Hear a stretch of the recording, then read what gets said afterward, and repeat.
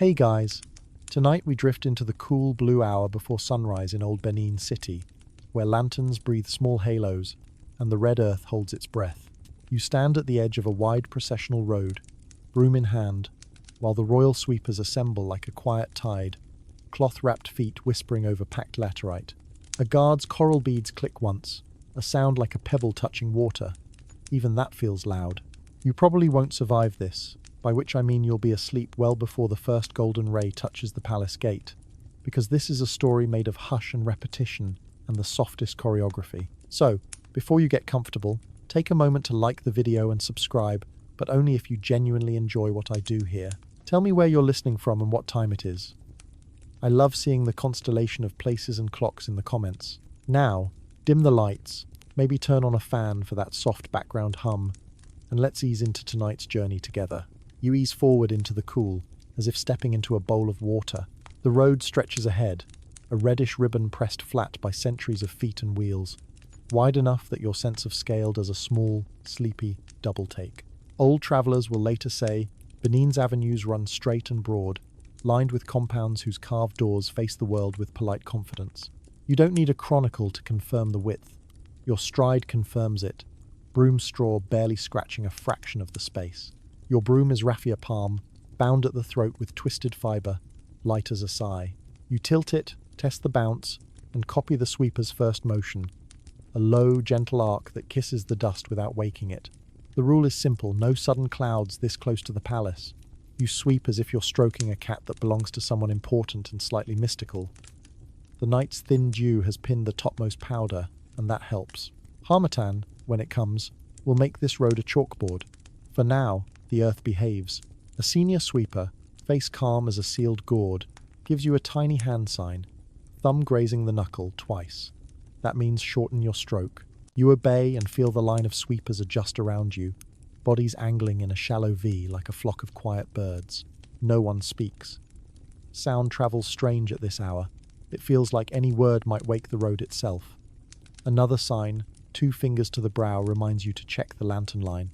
Every third person carries a small oil lamp whose flame is collared with tin to send the light down, not out. The collars are scuffed and soot-lipped. A quirk of the trade says if your lamp throws stars, you'll spend the day sweeping them up. It's not official, but you adopt it as gospel. Main roads first, the elders told you. Routes of respect. The avenue that stitches the palace to the big markets must be as smooth as a calm thought before the Oba's first obligations arise. That's the mainstream truth here. In Benin, the king's presence and the palace complex anchor civic rhythms, and the roads mirror rank and ritual.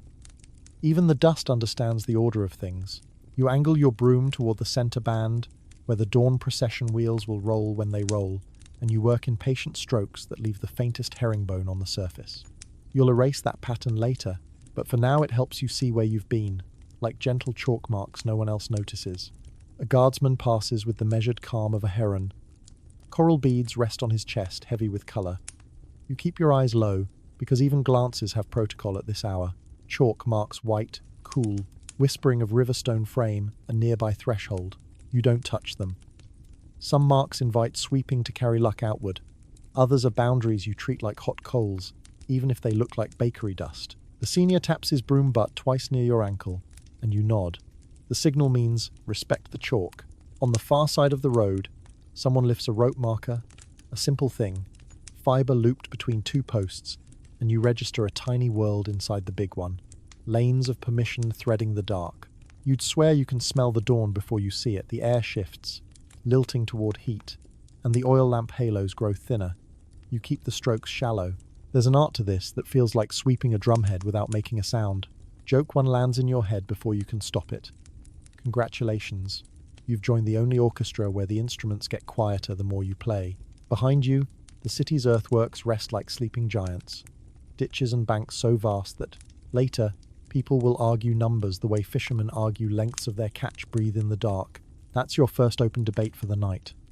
Historians still argue whether the old accounts exaggerated the exact widths of the avenues and the full extent of those earthworks, or whether modern measurements understate what time and reuse have softened. You look at the red ribbon under your feet and decide the argument can wait. This surface wants attention, not footnotes. You find your rhythm. Push, lift, Step, push, lift, step. You learn the trick of listening to dust. The dry grains hiss a little under the raffia like sugar being leveled with a spoon, while heavier grit ticks against the binding. Each sound tells you what the road needs. Each shift in feel tells you when to trade angle for pressure. Your shoulders relax. The city's compounds hum within themselves. A cough here, a door latch there, a whole lot of sleep. If an early rooster tries a test crow, someone hushes it with a cluck. Even the birds respect a royal morning routine. Joke 2 writes itself. The oba doesn't need an alarm clock. Alarm clocks set themselves to the oba. A sweeper beside you palms the broom binding, checking the tightness with a squeeze. He shows you a little trick you'll swear by forever. Dab a smear of palm oil on the binding so the fibers don't squeal on damp dust. It's a fringe tidbit, the kind of thing that will never make a grand chronicle but saves you from a squeak that could turn every head like a badly played flute. You try it, and the broom goes from whisper to velvet. A lantern bearer tilts his lamp, and you see the road's edge more clearly. A shallow verge where grasses start, beaded with dew like a thread of glass. You learn the edging stroke pull in, lift, flick so the road looks cut from cloth rather than chewed by goats. At a crossway, footprints show where someone passed late. You soften them until they're a rumour, not an announcement. You leave the chalk like a moon in its original sky. The first pale brush of light arrives like a polite guest. It touches the tin collars and turns them from dull coin to weak tea. Shadows sharpen and then soften again. Night gives up the stage without a sulk. You and the line widen your front, moving in a slow, deliberate fan, so the centre lane becomes a runway of ordinary perfection. Joke 3 taps you on the shoulder. Somehow this road has a better skincare routine than you exfoliate, tone, moisturise with dust as both problem and product. You pass a gate where carved posts watch with wide eyes. Somewhere, deeper in the palace, brass plaques gleam in spaces you won't see today, telling stories in hammered relief that your broom will never touch. You are here for the living surface, the next footfall, the next wheel rim, the way morning light makes order look effortless. A drummer far off tries a heartbeat on a muted skin, and then stops, remembering the quiet rule. The hand signs repeat. Shorten, edge, smooth. The choreography becomes muscle memory. You are neither hurried nor slow. You are correct. At the far margin, a boy with a water gourd waits to refill lamps, blinking hard to stay awake.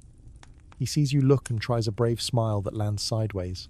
You raise 2 fingers, the sign for steady, and he mirrors it, a private treaty across the lane. The city's day is a boat pushing from shore.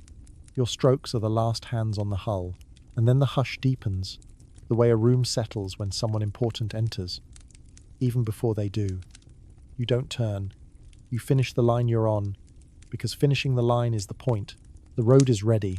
The lanterns bow themselves out, surrendering the stage to a light that asks for no tin collars. You stand with the sweepers inside a quiet that is both earned and ordinary, and the dust under your feet feels like a page smoothed for writing. You learn the broom before you learn the road, the way a sailor learns the rope before the sea. The raffia palm bundle in your hands looks simple, stalks trimmed, stems bound with a tight collar of fibre, but the simplicity is a stage costume. Inside it hides technique, memory, and a little superstition. You pinch where the binding cinches, feel the spring, and notice that every sweeper's broom carries its own voice. Some bristles are whispery, some grainier, some draw the softest zipper sound you've ever heard. You want the hush-toned kind for the centre lane, the slightly grainy one for edging, and the clearly voiced one for coaxing pebbles out of ruts. You rotate them like a luthier tuning 3 strings, and suddenly you're playing a very quiet instrument. Joke 1 lands. You've joined a band whose hit single is called Silence Extended Mix. Your dustpan isn't metal, but a calabash half polished to a smooth lip, the curve perfect for scooping without gouging the laterite. A length of folded palm frond serves as a flicker to feed little piles into the gourd. No clatter, no scrape, only the tick of grit like distant rain. The senior demonstrates the cup and roll. You angle the calabash, tug the broom in a half-moon toward it, and roll the gourd just enough that dust falls in as if it meant to live there. Then you carry the load to the verge, where shallow pits accept it, part of the system that keeps the walking surface predictable and the edges a little higher, like well-made bread that knows where to rise. Now you pay attention to the ground itself. This road is laterite, The city's red-brown, iron-rich skin compacted by centuries of use and the labor of people exactly like you. When laterite dries under sun and pressure, it forms a crust that's durable enough to hold shape, yet soft enough to be renewed by the same tools that made it. That's your mainstream fact. Throughout West Africa, laterite has been the practical backbone of roadbeds and compounds, becoming almost stone under the right rhythm of wet, dry, and foot. Your broom doesn't merely remove dust. It arranges the surface so that the next 100 steps compact it evenly. When you see the tiniest shimmer mica dust flirting with first light, you pull strokes across it like brushing velvet to one direction. A sweeper beside you flips her broom and shows the heel, the stubby end trimmed short. The heel is for persuasion, not punishment. A few light taps around a stubborn pebble, then a small pry with a stick the length of your hand. No digging. You never break the surface, only smooth, coax, and level.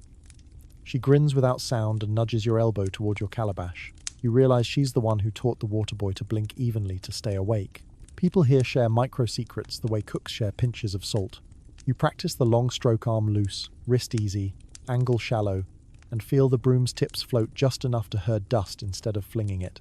The trick is to keep the bristles open, not mashed, so each stem does its little job. Every 10 strokes, you reverse direction so the lines you leave cancel each other to a flatness the eye reads as effortless. It's like ironing a shirt without ever admitting it was wrinkled. Joke 2 wanders in. Congratulations! You've unlocked a free fitness plan, thousands of elegant lunges with built-in mindfulness and 0 membership fees. You notice the color map. There are tones within tones here, rust red where yesterday's sun baked hardest, softer rose where dew lingered, a darker plum near verge shadows. The sweep lines knit those zones into one surface, and you learn to read them not for beauty but for behavior. The darker patches hold a hint of moisture that keeps dust civilized. The lighter patches are where harmattan will one day skate across and try to write its own windy graffiti. You file this away for later, remember the palm oil trick because squeaks belong to mice, not morning protocols. Quirky knowledge time. Someone passes you a tiny cloth bag and tells you to keep it in your sash. Inside are 2 smooth pebbles and a thumb of charcoal. When the road grows deceptive, rich red, pretending to be firm, you can press a pebble into the surface with 2 fingers and see how it sits. If it rebounds up clean, it's compact.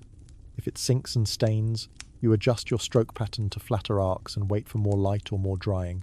The charcoal, it's for connecting faint pockmarks so you can see a rut line quickly and pour light, then wipe the marks away as you smooth. You'll never read that in a Grand Chronicle. It's the kind of trade wisdom that travels by hand, not by book. The laterite itself invites debate. You've heard 3 versions in whispers as you sweep. That certain stretches were once stabilized with potsherds. That roadbeds were layered in a specific sequence of clays. That a seasonal paste of termite mound soil was sometimes added for extra bind. Historians still argue whether these techniques were standard practice across the main avenues or practical adaptations used only in certain quarters and seasons. You toe a faint, flat shard, glinting like a buried smile, and decide, again, that debates can live on shelves while your broom lives on the surface.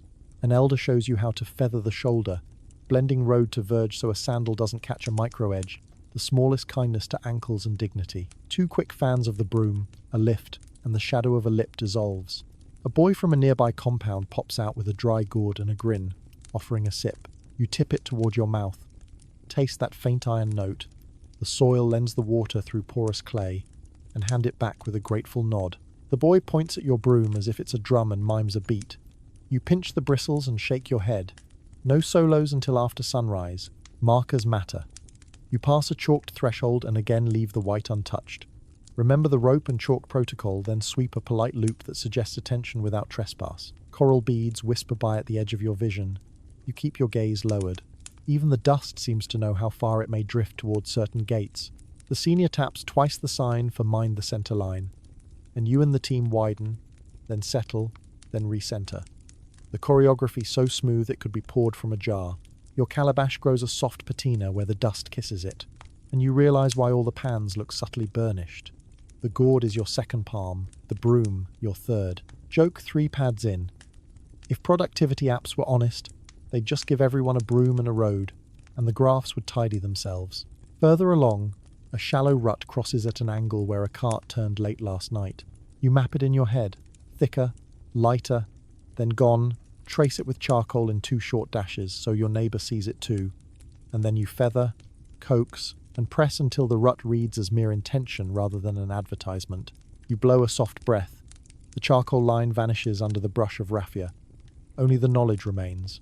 Where wheels wanted to assert themselves, sweepers insisted on equal ground. You rotate brooms before your wrists tire, swapping to the one with a stiffer throat for a short stretch of gravelly grit. You mind the heel taps, avoid the urge to peck at the surface, and keep your arcs generous. Overhead, the sky dilates from deep blue to a thinned, thoughtful grey. Lantern collars turn to silhouettes. The lamps, one by one, sigh out. Your arms feel warm but not heavy. The road looks like what it always means to look like. Prepared without bragging, steady without shine. A final refinement. You learn the float, where you hold the broom so lightly the tips barely think about touching, and you ghost over the last yard like smoothing a sheet before bed. It leaves no herringbone, no signature, only calm. When you step back, the red laterite lies there like a satisfied cat, legs tucked, eyes half closed, pretending it did all this by itself. You let it pretend. That's part of the spell, and as you move on, you tuck one more lesson into your sash. Tools are not just objects, they are agreements. The raffia promises not to gouge if you promise not to force.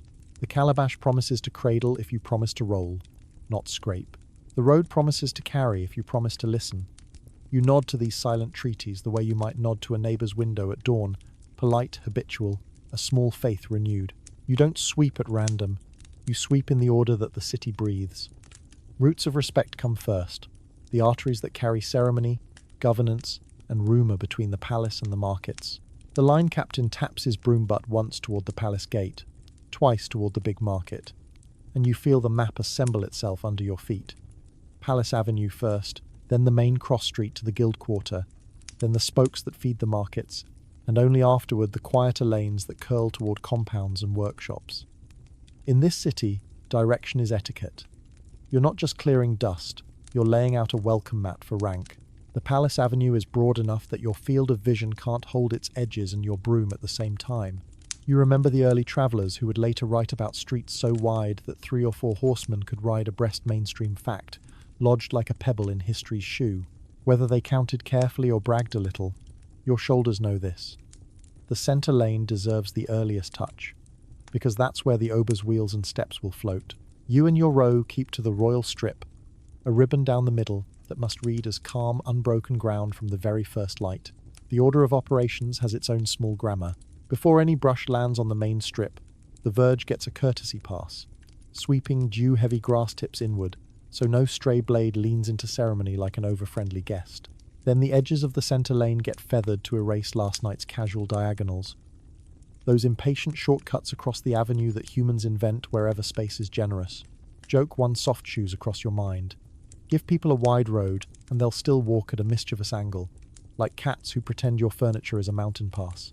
From palace to market is more than geography. It's a ritual corridor. The coral-beaded sentry who paced you yesterday has already traced it with his eyes, and the priests will read it with their feet. You keep a palm's breadth off the chalked thresholds, even when chalk masquerades as dust. Remember, white moons are not to be smudged. Rope markers go up at small lanes that must wait their turn, and a junior jogs 2 paces ahead to lift and retie them as the team advances, the fibre ropes whispering like well-behaved snakes. No one speaks. Every signal is a flick, a tilt, a breath. You could conduct a symphony like this if the symphony's goal were to leave no trace. As you reach the first cross street, you feel the logic of precedence. Guildways get attention second, not because they are less worthy, but because their schedules key off the palace. Brass casters, ivory carvers, leather workers. Their day begins in the shadow of that First Avenue's readiness. The sweepers here know the workshop habits. You make room for early deliveries of charcoal and clay by keeping your piles shallow and your calabashes quick to roll. Mainstream truth again. Craft guilds bind Benin's labour and art into recognised houses with obligations, privileges, and the kind of quiet pride you can feel even in pre-dawn. You keep their thresholds honest without rearranging a single tool, because a misplaced anvil is an enemy of both toes and peace.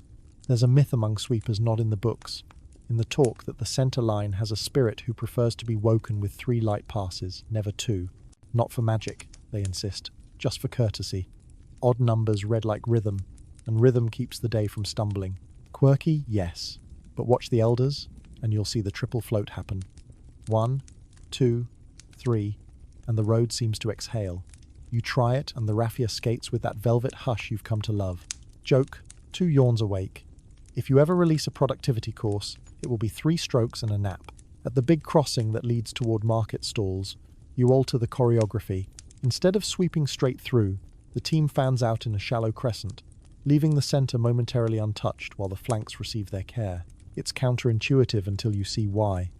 Flanks first control dust drift, when early market feet begin to patter. The center will be perfected last and lightly, just before the first official passage. It's like serving the food and polishing the plate at the last possible moment, so the shine doesn't dull. The boy with the water gourd gives you a conspiratorial eyebrow lift. You answer with the 2-finger steady sign, an old joke between new friends. Markers multiply near the market approach. Coral bead cords at certain posts.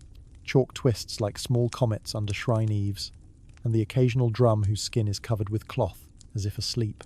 You sweep around each sign with the kind of curved strokes you used to think were decorative until you felt how they cradle the symbol without isolating it. The rope lifter grins and points his chin toward a small carved post no taller than your knee. This is a "don't break the thread" corner. If you straighten the corner too aggressively, people cut it and the turn erodes into a bite. You leave it rounded like a shoulder under a blanket, because shape teaches behavior as surely as rules do. Debate drifts along the line like a polite breeze. Historians still argue whether the city's main ways followed, a deliberate plan laid down at a particular reign, or whether they thickened organically from paths of practical need. The palace, the guilds, the markets, the shrines knitting themselves by use into avenues later groomed into ceremony. You feel both possibilities under your soles. Intentional breadth in the royal strip, lived logic in the eddies around side lanes. The argument is interesting. Your broom is decisive. You keep to the order that works, which is to say, the order that quiets the morning. Here's a trick you adopt immediately: the return ribbon. After finishing a segment of the center, you and your partner walk back along the exact middle in a slow, almost ceremonial pace, brooms floating so lightly they barely think about touching. It's less for the dust and more for the eye. A double check that the perspective reads like a straight thought. If light catches a bump, the heel persuades, the calabash rolls, and the ribbon becomes a line again. It's the road equivalent of smoothing a bedspread, so the pattern doesn't ruck up at the corners. Your shoulders approve. Your inner perfectionist purrs. Another fringe tidbit passes hand to hand. Never sweep directly west to east across the royal strip before the first horn call. Always move in soft diagonals at that early hour. It keeps the dust from trending in a way the wind wants to encourage. And if you ask the old men, it also keeps you from cutting the morning, which apparently is bad manners even for a broom. You indulge the superstition because, frankly, it works. The dust stays tamed, and manners never hurt anyone. Joke 3 taps politely. If etiquette had a mascot, it would be a broom with a monocle. You reserve the last, thinnest pass for just before the first official movement near the palace gate. Standing at attention, you notice how the road hierarchy nudges social etiquette into muscle memory.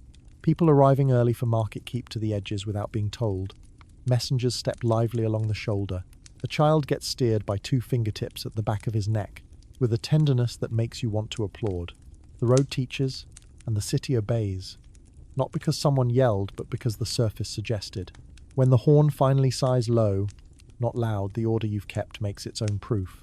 The Palace Avenue reads like a sentence finished with a period. The cross street offers its clause. The market approach bows without curtsying too hard. You watch sunlight discover the laterite in a gradual unveiling, a linen lifted inch by inch. The center line glows a touch lighter than the edges, the way well-worn pages shine at the fold.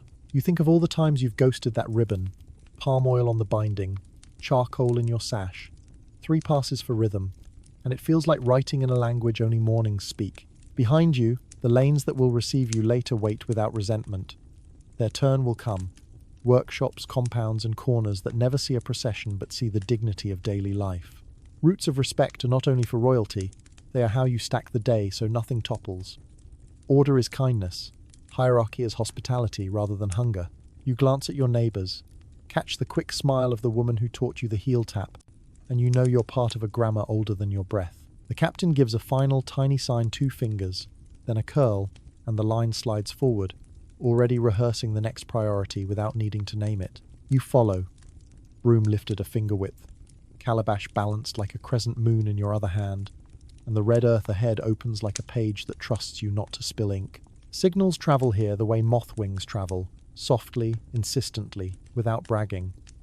You start to read them because you must. Voices are for emergencies, and even those prefer to wear slippers. The captain carries a short broom baton, raffia trimmed and bound so tightly it looks like a reed flute with stage fright. A single tap to the ground means shorten the stroke by a palm.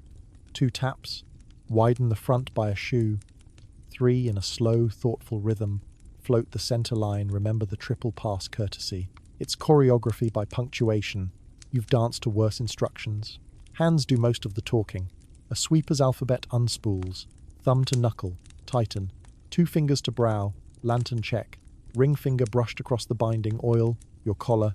Open palm, tilted, edging. Closed fist held low. You copy cautiously, trying not to look like you're auditioning for polite semaphore. The woman who taught you heel taps corrects your angle with a feather-light touch, and you file the feel away. Precision starts in wrists, not in shoulders. Joke 1 taps your brain. Welcome to the quietest group chat in history, complete with read receipts every time dust actually moves. Breath is a tool too. There's a cough that isn't a cough, a soft, deliberate, pressed through the nose that means mind the marker. Another, barely a throat clearing, means incoming from behind. A single short exhale you'd miss if you blink translates to calabash ready. You stand amazed that lungs can carry so much information without getting the ego involved. When someone needs to cross the lane with a water gourd, the captain gives the hush whistle tongue tucked, air threaded through teeth, and bodies part like curtains that were always meant to open there. Mainstream fact to steady your feet. Benin's labour and artistry organise themselves in recognised guilds. Brass casters on Egan Street, carvers, leather workers, and palace service houses, each with obligations to court and city. That same spirit folds into the sweepers team.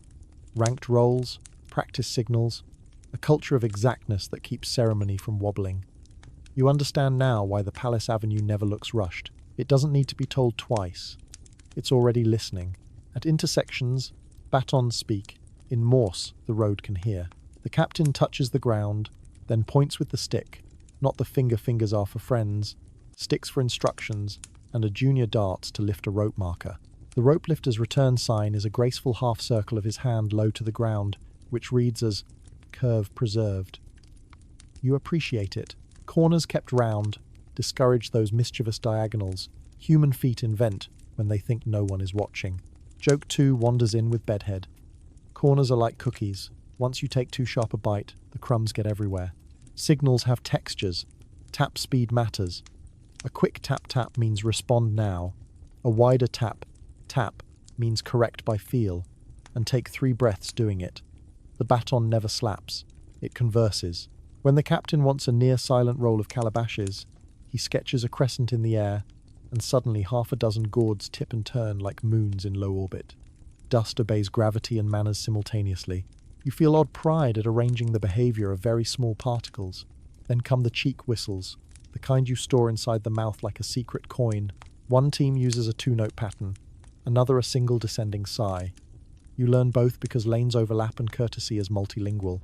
Quirky tidbit glides your way.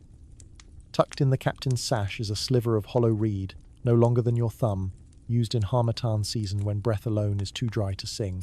He never puts it to his lips now, wrong season, wrong message, but he lets you feel the reed's faint rasp with a fingertip. For wind that doesn't listen, his eyebrows say.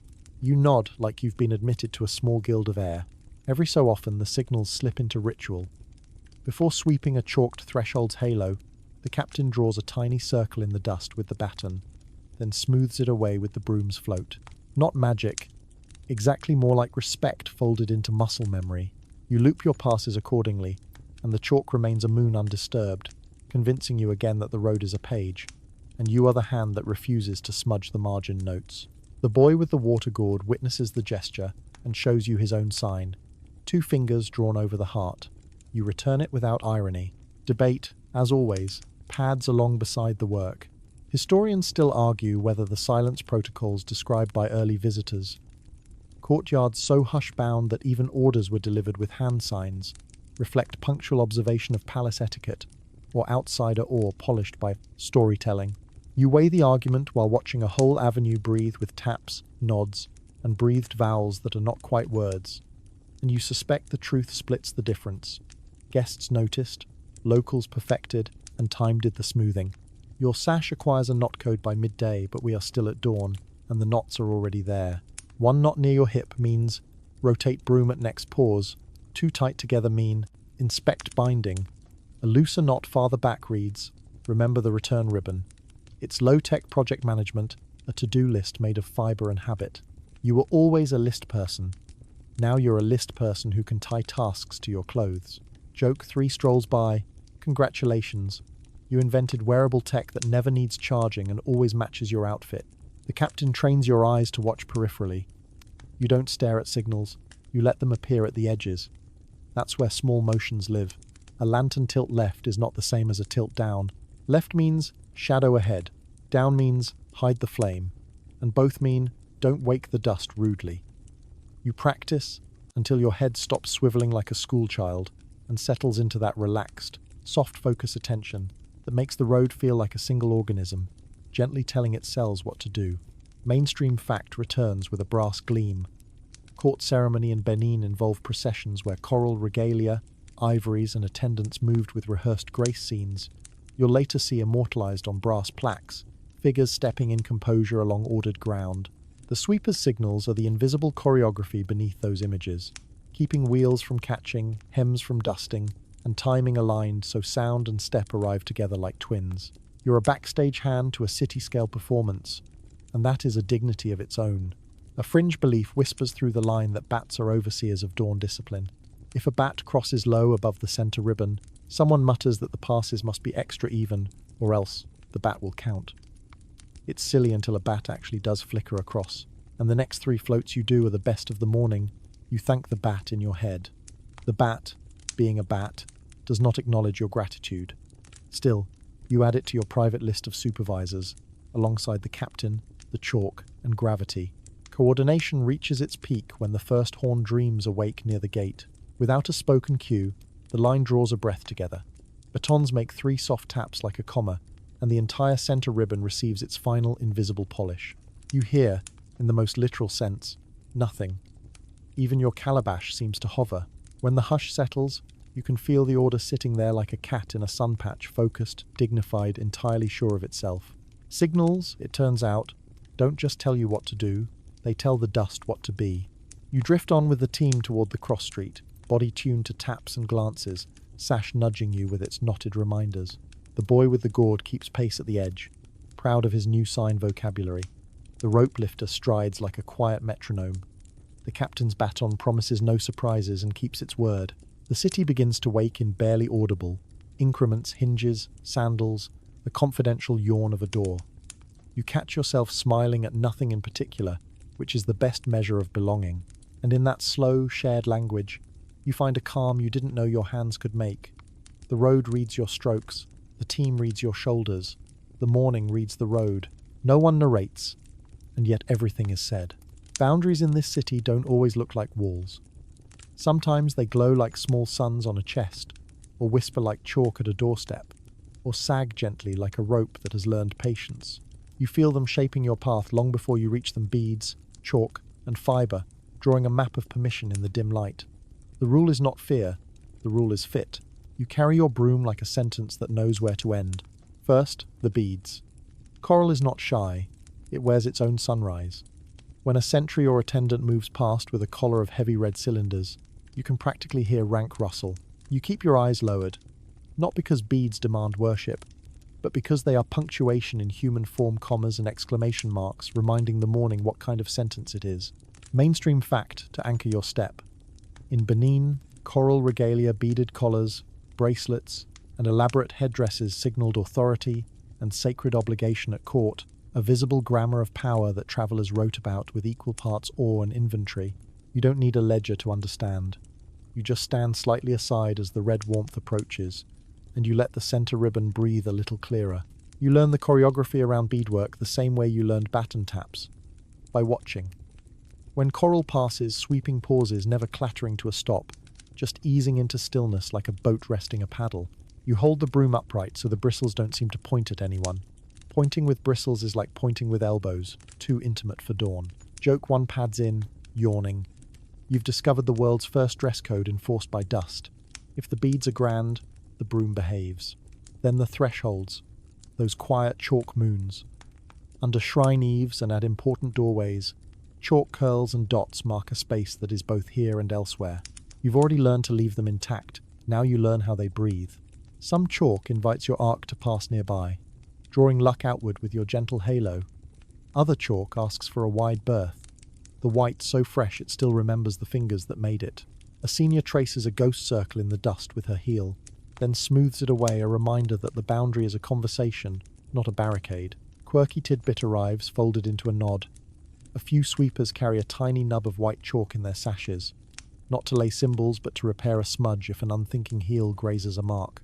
You watch one do it 3 light taps, a soft breath, and the moon is whole again, as if embarrassment could be erased with kindness. Rope markers are the gentlest teachers. Fiber loops from post to post, sagging with that graceful confidence you only see in things that know they will be obeyed. A boy with deft fingers slips knots and reties them as your line advances, opening lanes like a librarian opening reading rooms in the right order. You learn to sweep right up to a rope without bumping it, edging strokes that end in a whisper. Before the fiber, a pause that says, "After you," to the boundary itself. The rope's vocabulary is simple. Lifted means pass, draped means wait, crossed means no. You admire the economy. Joke 2 wanders in with a soft grin. If boundaries had customer service, they would all hire rope clear messaging, zero attitude, biodegradable, beads, chalk, rope. Together they write the morning's permissions. You begin to see subtle hierarchies within the hierarchy. Coral beats chalk for passage. Chalk outranks rope for hush. Rope outranks broom for order. You feel it in your wrists. When coral approaches a chalked threshold, both win. You sweep a polite crescent and let stillness hold the center. When rope meets chalk, the rope lifts in a small bow, acknowledging that white speaks for the moment. And when broom meets any of them, broom remembers it's the junior partner in a city of senior symbols. A guard in coral pauses at a threshold where chalk has been laid in 4 small dots like seeds. He makes a brief, almost invisible gesture, and the captain replies with the baton's smallest nod. You translate. The sweep may continue along the edge, but no center passes until the horn. You practice the long, hugging stroke that cradles a boundary without nibbling at it. You're astonished how much meaning can live in half an inch of dust not moved. Mainstream history keeps you steady. Palace etiquette in Benin, bound movement to protocol audiences, processions, the timing of market and court so that even the streets felt choreographed. You can imagine the brass plaques later. Attendants in coral, hands held just so, feet aligned like measure marks on the ground. What no plaque shows is the chalk dot that kept the morning tender, or the rope that taught feet to curve. That's your backstage knowledge now. The small levers that make the big movements look inevitable. Debate tiptoes in, as it always does. Historians still argue whether early European writers overstated the silence and precision around thresholds and beads, turning etiquette into exotic theatre, or whether they missed the everyday negotiation beneath the spectacle, the chalk mended by a fingertip, the rope lifted with a grin. You lean toward the humble answer. Grandeur and housekeeping are married. One dresses the other, and both go out together at dawn. Your broom, being married to both as well, keeps the peace with strokes that neither boast nor apologize. You pick up a trick with coral you'll never forget. If a beaded figure approaches, and you're mid-sweep on the center ribbon, you don't freeze like a startled goat. You finish the motion gracefully, rotate the broom upright, and take a single, small step back. Not retreat, exactly, but a quiet comma in your sentence. It reads as readiness rather than panic. The beaded figure passes with the silence of a well-oiled hinge, the coral beads whispering a tiny percussion, and you feel oddly blessed by the exchange of courtesies. Your shoulders, which have opinions, release their tension like clothing taken off after a long day. Chalk, too, teaches micro-etiquette. At one threshold, the white has been laid earlier and is starting to powder outward. You adopt the cupping arc, a curved sweep that gathers the chalk's cuisine dust inward without touching the mark itself, restoring its crispness by suggestion rather than contact. It's like refreshing a memory with a story told nearby. The boy with the gourd watches, then tries it with his palm on a tiny patch, failing beautifully, laughing without sound. You do it again, slower, and he mimics you, delighted when the white looks sharper. Passing knowledge like this feels like tying another knot in your sash. Rope becomes plot at a junction where the market's spur meets the palace road. Two ropes cross, and the rope lifter performs what can only be described as fiber ballet. Up, over, twist, retie. One lane open, one lane sleeping. You and your neighbor sweep to within 2 fingers of the sleeping rope, then stop, leaving a soft cushion of dust that will prevent sandals from nudging the fiber into complaint. Joke 3 drifts by, stretching. Somewhere there is a cat watching this rope choreography and feeling professionally seen. Boundaries also speak when you're not looking at them. You see a footprint cutting too close to a chalked corner, a diagonal with mischief on its mind. You don't scold the absent foot. You adjust the edge so the next walker will prefer the curve you suggest. Shape instructs, and sometimes people thank you later without knowing why. The rope lifter winks at you, which is the rope lifter version of a 5-star review. A fringe belief rises like a dawn breeze. Some sweepers insist that if coral passes a chalked threshold before the horn, the morning will be crisp. Everything on time, no dust tantrums, no squeaks, even on harmattan days. Others say it's only crisp if a bat crosses the centre line after the chalk is laid. You remember our bat supervisor. You hold both charms lightly, smiling at their optimism. Ritual loves a partner, and luck is rarely offended by good manners. The horn sighs from the palace, low and seamless, and in that breath beat red coral, moon-white chalk, and rope-brown fibre align like the city's own tricolour. Your team floats the centre ribbon once, remember? 3 passes for rhythm, and then the broomheads lift a thumb's breadth, a sign that attention has shifted from making to holding. Beads pass. Chalk rests. Ropes settle. The road reads ready, not proud. Boundaries have done their work without a single argument. As the procession space hums with potential, you feel an odd intimacy with all the small rules. They didn't fence you in. They taught your hands how to be kind. You take one more half step back, not retreat. A comma, and let the morning write its next clause in coral and footfall. You've done your part, which was to know where not to move. The road leads you toward the markets, the way a river leads you to a bend, nothing abrupt, only a widening of possibility. Stalls are not awake yet. They are shapes under matting and cloth, ribs of wood and palm frame tucked like sleeping knees. You lower your broom and soften your step, because the market has its own kind of dawn, and your job is to let it wake without coughing on dust. Yesterday's chalk moons still glimmer at a few shrine corners. Small bowls near the aisles hold a token kola nut, a smear of palm oil, a sip of water, tiny negotiations with the day. You sweep a shallow crescent around each, letting the offerings sit like quiet punctuation in a sentence you're not writing but are careful to read. You start with thresholds. Every stall has one, even if it's only the lip of compacted earth just beyond the first mat. You lay the cupping arc you practiced near chalk, a curved stroke that gathers stray powder inward without nudging a single basket. The dew here is a conspirator. It keeps the dust polite. You work with it, not against. The old joke returns to tickle your ribs. This city's surfaces have better skincare routines than you exfoliate. Tone, moisturize only now the toner is dawn itself, and your brush is the gentlest kind of spa. The first trader you see is not fully a trader yet, just a silhouette under a shawl, sitting with chin in hand and eyelids heavy. She watches you in the way of someone who knows exactly which inch of ground will become income by noon. You give the 2-finger steady sign to her threshold and feel a small nod travel back. A boy rolls up a mat with a gesture that suggests he used to be rope lifter's understudy. He leaves the mat curled just off the aisle so you can pass the broom through a neat gap. Joke 1 pads in. Stretching. Even the mats here practice cooperation. Everyone's a team player before tea. Mainstream fact tucks itself into your pocket. Benin City's big markets, Oba Market among them, were focal points of trade with regulated spaces, overseers, and guild-tethered goods, where cloth, peppers, palm oil, and crafted wares moved along lanes as choreographed as any procession. You can feel the regulation in the bones of the place. Lanes are not random.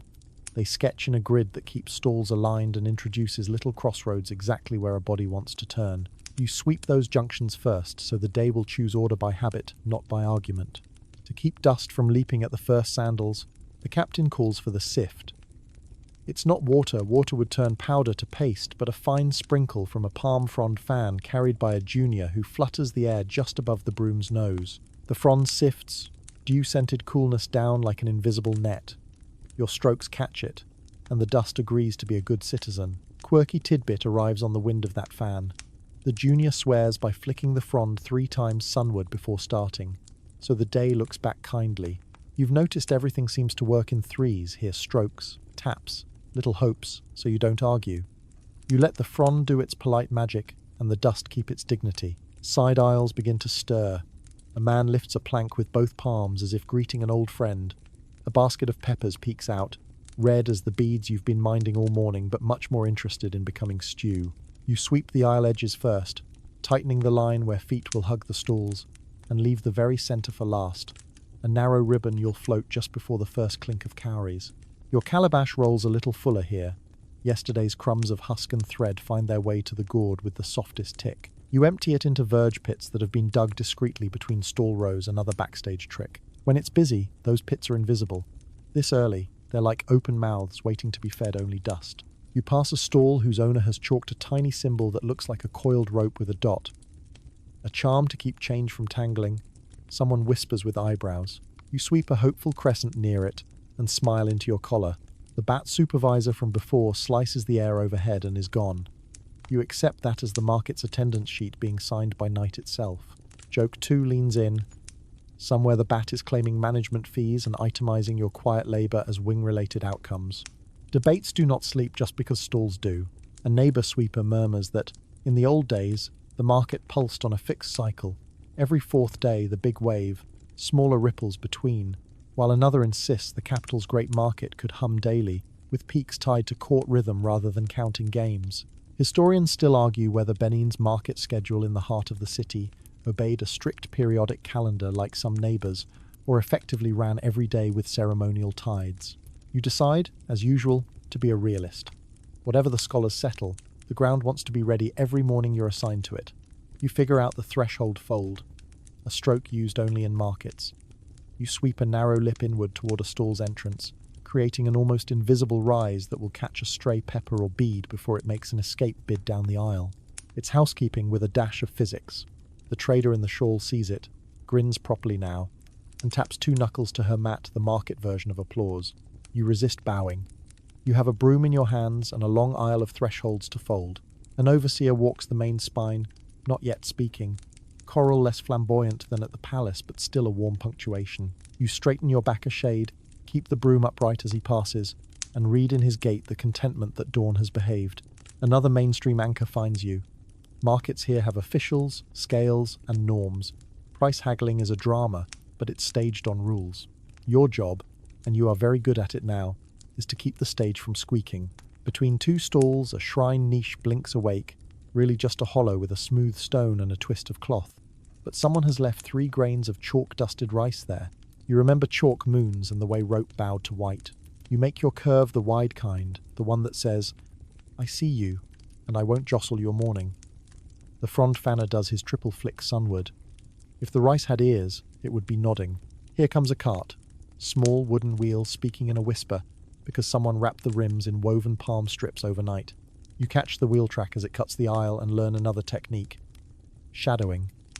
You tail the wheel with your broom 2 breaths behind, smoothing the ridge as soon as it settles, so it doesn't harden into a bossy line that feet will trip on later. The cart driver throws you an apologetic smile, then an impressed one when the track disappears as if it had second thoughts about existing. Joke 3 strolls past with a basket. If only all mistakes could be swept away 2 breaths later with raffia and grace. You take your final narrow ribbon along the market's spine. Float, float, float 3 passes for courtesy, and the lane reads like a sentence ready for nouns and verbs. You feel the old discipline from the palace road humming in your bones. Order is kindness, and mornings prefer to be asked rather than told. The horn from the palace drifts this far like a rumour that likes you. It threads through stall frames and finds your wrists, and you let your broom rise to vertical. The frond fanner tucks his leaf like a folded wing. The calabashes gleam with a soft patina of usefulness. The pits are modestly full. The market blinks fully, like a cat deciding now is the moment to stand up and stretch. Pepper red, cloth blue, chalk white, coral warm colours step out of sleep. You and the team step back a half pace, the comma you've learned, and the isle inhales without raising a single speck in protest. What you've done is small, and it is everything. You've suggested curves to feet that will follow them, taught dust to accept its new address, and left 100 thresholds with a lip of kindness. The day can sell and barter and gossip all it wants. It will do so on a surface that never once needed to clear its throat.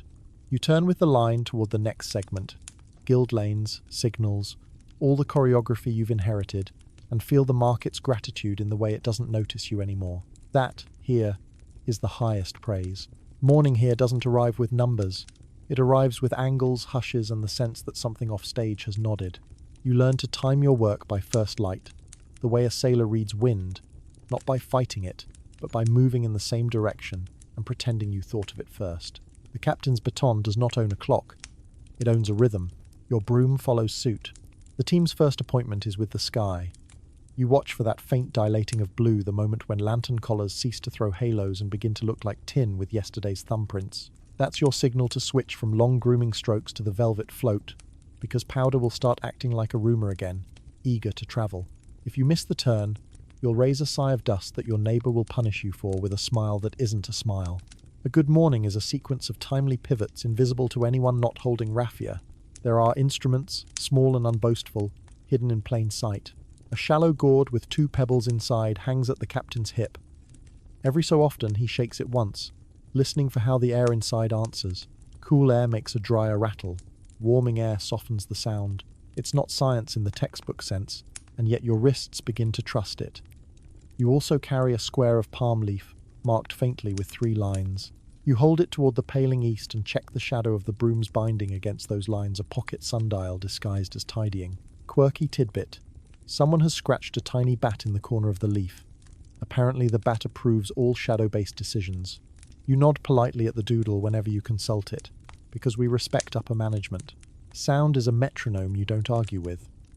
Far within the palace, a low gong speaks once, not to summon anyone but to ask the morning how ready it is. 2 breaths later, a softer response. A drumskin stroked, not struck, tells you the internal clock is stretching. Mainstream fact to tether your sense of time. Across pre-colonial West Africa, cities used regulated sound gongs, horns and drums to coordinate labour and ceremony, and Benin's palace maintained ensembles whose calls measured processions and audiences as reliably as bells did in other places. You can pretend you aren't keeping time with the palace, but your body knows better. Your broom arrives on the beat without ever hearing the words. You also learn the language of shadows. A rope marker's line, cast across the road, lengthens from knee to shin height on your broom, and then to ankle length on the calabash. Each length corresponds to a tiny shift in technique. Knee shadow time means you're still allowed a firm herringbone to settle last night's wheel memory. Shin means soften the cross grain. Ankle means floats only, no heroics. The rope lifter, who has begun to tease you with expert knots you'll never match, calls those moments knee talk, shin talk, and ankle gossip. Joke one strolls in, rubbing its eyes. Congratulations, your smartwatch is a rope, and your workout app is the sun. Even dew participates. There's a shiver the ground does when the dew stops being bead and starts being wish. The broom tips go from slick to silky, and that's when you execute the return ribbon, walking the exact center and ghosting the line into something so calm it looks inevitable. If you do it too early, the surface re-ruffles as the dew pulls away. Too late, and the powder chatters by the verge like indoor voices turning outdoor. The captain's gourd rattle, your palm leaf shadow, the rope's ankle gossip triangulate them, and you hit the sweet minute like you meant to. Debate is awake too, stretching under the hedges. Historians still argue whether the capital kept fixed hours in the manner of mechanical clock cultures, or whether time was staged around events, horn calls, market opening, audience cues, sun angles, so that the day was a choreography rather than a numbered grid. Your experience feels like a compromise that refuses to be boring. Numbered hours are not the point, yet the precision would put a chronometer to shame. The palace gong doesn't care what you name the moment. It cares whether the road reads ready when the procession takes its first quiet step. The team has its own law of timing. 3 tap tempos exist for the baton: bird, lizard, and tortoise. Bird tap is quick for finish this edge before the horn sighs. Lizard is measured, Half sun under a wall. Tortoise is spread wide for hold your float until the shadow reaches the calabash rim. You enjoy saying them in your head as you work bird for edging market spines, lizard for guild lanes, tortoise for the palace centre ribbon in that delicate minute when dust would love to misbehave. Joke two sidles up. One day you'll sell a productivity planner with only 3 settings: bird, lizard, tortoise, and retire on disciplined naps. There's a tool for cloud mornings when shadows sulk. The elder, with the plantain leaf knighthood, carries a thin strip of polished brass no longer than your palm. She sets it on the road. When the sky hides, she studies the way the brass fogs and clears. A faster clear means rising warmth, time to shift from firm to float. A slower clear means you can still press a hair. It's a tiny barometer masquerading as vanity.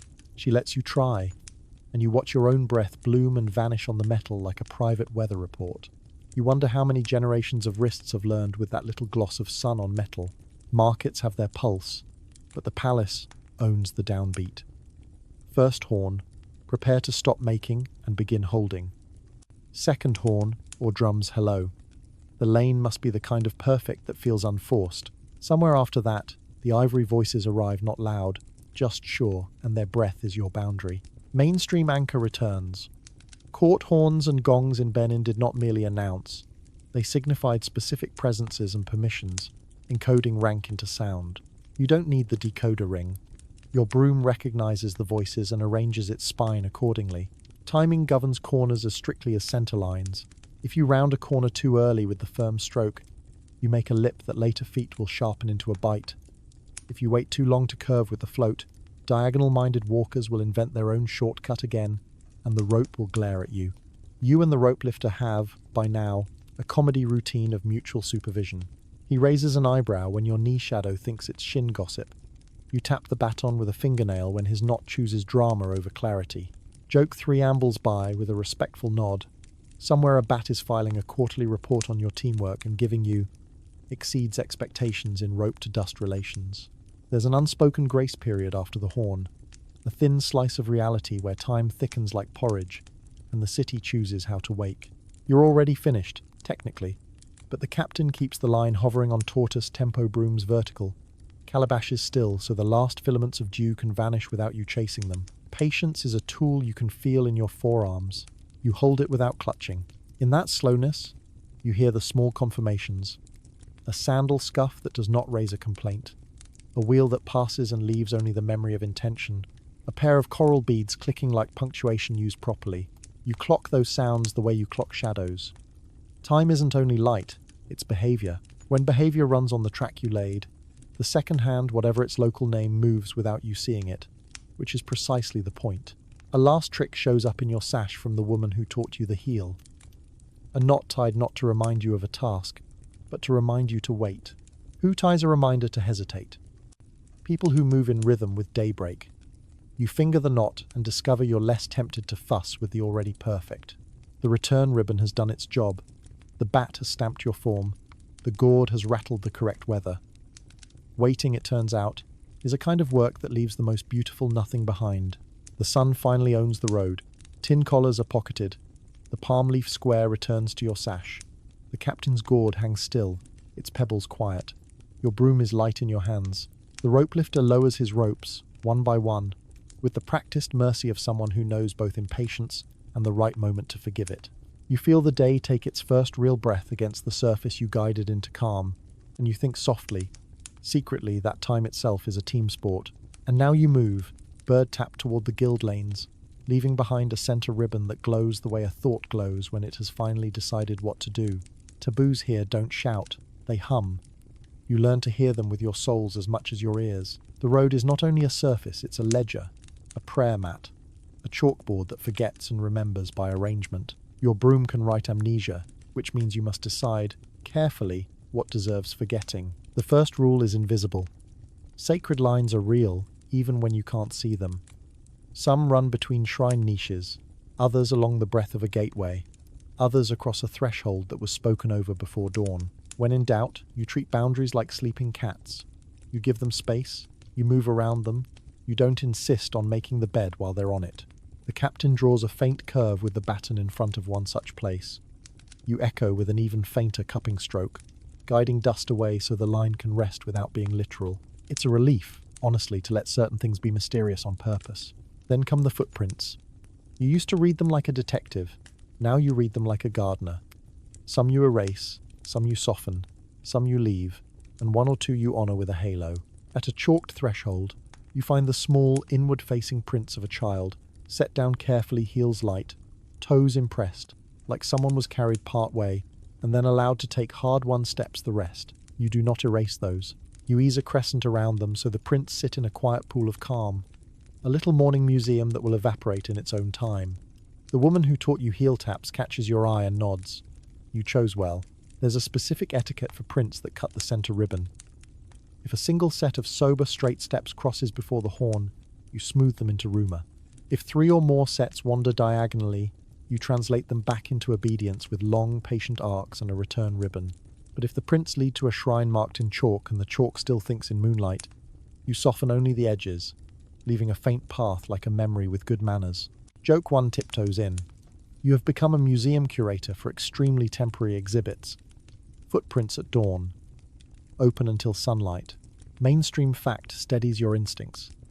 In Benin, chalk, kaolin, signaled purity and was associated with deities like Olokun and with ancestral rites, white on thresholds, bodies, and shrines marking spaces and moments you don't treat like ordinary dirt. That's why chalk moons have veto power over your broom. You cradle their margins and, by extension, cradle whatever steps acknowledge them. You are not enforcing magic. You are enforcing patience. The captain teaches you the ghost test for whether a footprint wants erasing. You kneel, yes, kneel, because authority sometimes crouches, and you blow a slow breath across the impression. If powder lifts eagerly from the heel cup, the print is shallow vanity. Sweep it. If the dust refuses to rise, as if the ground is still holding the step's temperature, you leave it a little longer. Quirky tidbit. A few sweepers swear they can feel the difference through their palms when they lay them flat on the earth. Warm prints from prayers, cool prints from strolls. You try it once, and whether or not your palm is an oracle, you come away calmer and more cautious, which is the real point. Not every sign is honoured, some are corrected. Wheel ruts that argue with the road's grammar get feathered out immediately, especially if they cut the corner you and the rope have rounded like a cheek. The shadowing you learned in the market following a new track by 2 breaths, and smoothing it returns to your hands with crisp purpose. You carry the calabash like a polite witness, rolling away the crumbs of disobedience. Joke, 2 yawns awake. You are now the city's editor, and the road is your manuscript, please, no run on ruts. Taboos also apply to your tools. The broom's heel never touches a threshold's top. You persuade from the sides. The calabash doesn't cross a chalk line. You circle until gravity volunteers. If your raffia binding squeaks near a shrine, remember that palm oil trick from earlier. You step back, oil the collar with a fingertip, and return in silence. Sound, too, can violate a boundary. You've learned to apologize to the morning by becoming quieter rather than louder. Callback delivered. Even here, you do not need crocodile dung sunscreen. Thankfully, a rumor someone once floated at a cousin market to keep apprentices from daydreaming in the sun. You remain unconvinced, moisturized only by dew and discipline. Debate walks beside you like a thoughtful friend. Historians still argue whether sweepers were a formal, named palace service with codified taboos, or a coordinated cadre drawn from multiple houses, their rules inherited more by custom than decree. They also wrestle over early visitors' reports that claimed even footprints of high-ranking persons might be treated with special etiquette. Were those observations, careful notes, or breathless embroidery? Your practice lands in the middle. The city respects signs because people do, and the broom does what courtesy requires whether or not a scribe knew the right noun for your team. You refine the art of erasing respectfully. When you must smooth a print near a sacred line, you do it in spirals that expand outward, so the last motion brushes away from the boundary rather than toward it. The spiral leaves almost no memory. What remains reads as wind, not broom. The rope lifter watches you perform this and performs his own tiny salute. He loosens a knot and ties it again more beautifully than before. Mutual Admiration Society, fibre and raffia. Sometimes you're instructed to leave a sign entirely. A small arc, traced in last night's dampness, beside a palace post, message from a steward to a steward. The content none of your business. A triple-dotted chalk hash below eye level on a compound wall. Do not sweep the ground beneath until the third horn. Someone mouths. A bit of powdered camwood, red as a quiet ember, at the edge of a guild lane. New apprentice. The elder whispers, let it blush there. Your broom is not a censor. It's a diplomat. It differentiates between untidiness and communication. Footprint reading becomes a soft science. You recognize the splay of a porter underweight, the hasty pinch toe of someone late, the flat, unhurried step of confidence. You learn where to rescue a faint path where a grandmother's careful route from house to shrine would be kinder, left outlined for a few more breaths, and where to let the road forget a quarrel that marched across it at midnight. You smooth the quarrel with extra kindness, not because you're sentimental, but because grudges love edges and you refuse to provide them. Mainstream Anchor returns to balance your reverie. Benin's court culture nested protocol inside daily life so thoroughly that even surfaces bore the imprint of rank, right, and craft. Avenues, markets, compounds, each hosted ceremonies large and small that gave shape to movement. Your job is less about cleanliness than about coherence. The road should narrate one story at a time. Joke 3 glides in with a grin you can't help. If you ever launch a course called Advanced Taboos and Footprints, Module 1 will be How to Erase Things Kindly. Module 2, How to Not Erase the Important Thing. And Module 3, How to Tell Which is Which Before.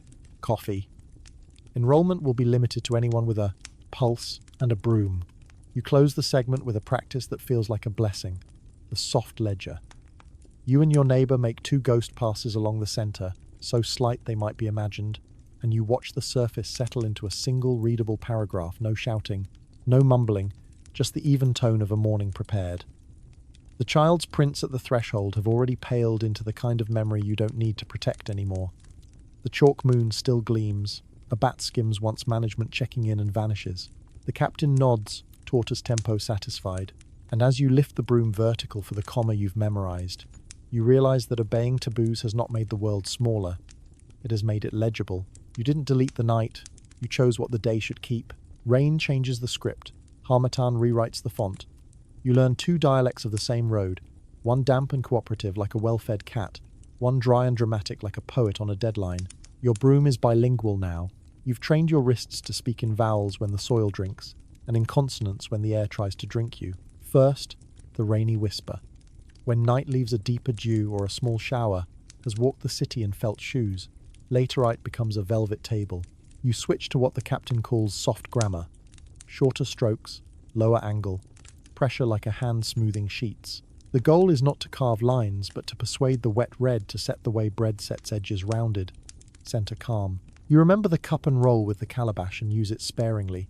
Damp dust likes to cling, and you don't want to build clay pies along the verge. Joke 1 drifts by with a grin. Congratulations, you now have bakery-level opinions about crumb and crust, and your loaf is a street. Where Runoff likes to try its bad habits down the slight dip by the guild lane. Along the impatient diagonal near the market spur, you and the rope lifter lay 2 palm frond ribs side by side, like cross-knitting needles nobody can see once you're done. They interrupt the trickle just enough to make it settle, and your broom finishes the negotiation. Quirky tidbit sneaks in. An elder swears by sprinkling a pinch of ash. Yes, cooking ash across a slick thumbprint of mud. The ash wakes the texture so the raffia can grab without gouging. You test it, and the mush becomes manageable, like a toddler who's been offered a snack. Mainstream fact steadies the technique. In this region, laterite roadbeds hold iron-rich clays that harden with sun and compaction, but soften with rain, so maintenance becomes a seasonal art. Wet months want shaping and patience. Dry months want dust, discipline, and edge control. You feel the truth through your soles. After a long soak, you don't fight for flatness. You coax toward evenness, knowing the sun will finish the work if you set the surface, thinking in the right direction. It's also when you discover kiss and lift, a move that's exactly what it sounds like. Brush the tips to persuade a shallow puddle's rim to fall inward, then lift, never dragging water across clean ground. If you must move damp, you move it toward a pit you've prepped with leaves so it won't sulk back out. Plantain leaf knighthood pays dividends here. A leaf becomes the doorman for unruly moisture. The boy with the gourd watches you perform kiss and lift, and tries a version with his palm, then looks at his muddy hand with heroic disappointment. You show him the angle. He redesigns the puddle like a tiny engineer, beams like sunrise, and you pretend not to be proud. Harmattan, on the other hand, walks in like a dry rumour and invites every grain of Sahara to your morning. The air itself feels like a sift. The red road turns powdery at the surface, while keeping its old confidence beneath. Your broom goes from vowels to consonants lighter, faster consonants with less press and more patience. Palm oil on the binding becomes non-negotiable. Squeaks would be a scandal. You swap your softest broom to the centre ribbon and keep the stiff-throated one for edging where gravel shows its ambitions. You've learned to float dust into tiny, well-behaved families instead of mobs. Timing becomes stricter under that high, pale sky. You listen hard for the captain's gourd, cooler mornings rattle brighter. Warming air softens the sound into a papery hush, and you plan your return ribbon at the minute when shadows are still knee talk. If you float too late, the wind writes graffiti. If you float too early, the surface repowders in self-defense. The palm leaf square comes out, bat doodle and all. You align the broom's shadow to the scratch marks and pretend you invented trigonometry. Joke, 2 sidles up, gentle. Your smartwatch is still a rope and a sky. You only upgraded the subscription to windy. On the driest mornings, the captain issues the fan sieve order. Not the dew fan, there's no dew to be had, but a slow wafting above the broom that convinces fidgety dust to settle for just long enough to be gathered. The junior flicks 3 times sunward our old habit and works the air like a magician who never intends to reveal the trick. When a dust devil the size of a sleeve tries to form at a corner, you and your neighbour do a synchronized X2 crossing floats that cancel the swirl's drama. It's road tai chi, and it's deeply satisfying when the spiral remembers its manners. Debate walks with the wind, as always. Historians still argue whether principal avenues in Benin had deliberate subsurface stabilization, potsherd layers, termite soil admixtures, staged compactions, or whether resilience came mainly from constant grooming and compaction by use. You feel evidence for both in your wrists. Certain stretches sound like pottery underfoot even when dry.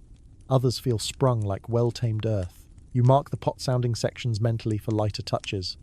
They'll hold shape if you don't boss them. Rain has its own etiquette for boundaries. Chalk moons can blur under a shower's sleeve. You carry your little nub of white, earned honour, to touch up a smudged dot with 3 polite taps, making the moon whole without pretending to be priest. Ropes sag when heavy. The rope lifter reties with more belly, less taut, so sandals won't complain. Beads go under cloth. Coral hates mud as much as you do. You plan your cupping arcs wider near thresholds to keep the splatter memory from sticking. The heel tap rests. No pecking at swollen laterite. The calabash rolls with exaggerated tenderness, like ferrying an egg. Dry season treats boundaries differently. Chalk holds its edge like a well-rested guard. Rope gets flirtatious in the breeze. You keep your strokes angled so powder doesn't draft under the rope's belly and form a sneaky ridge.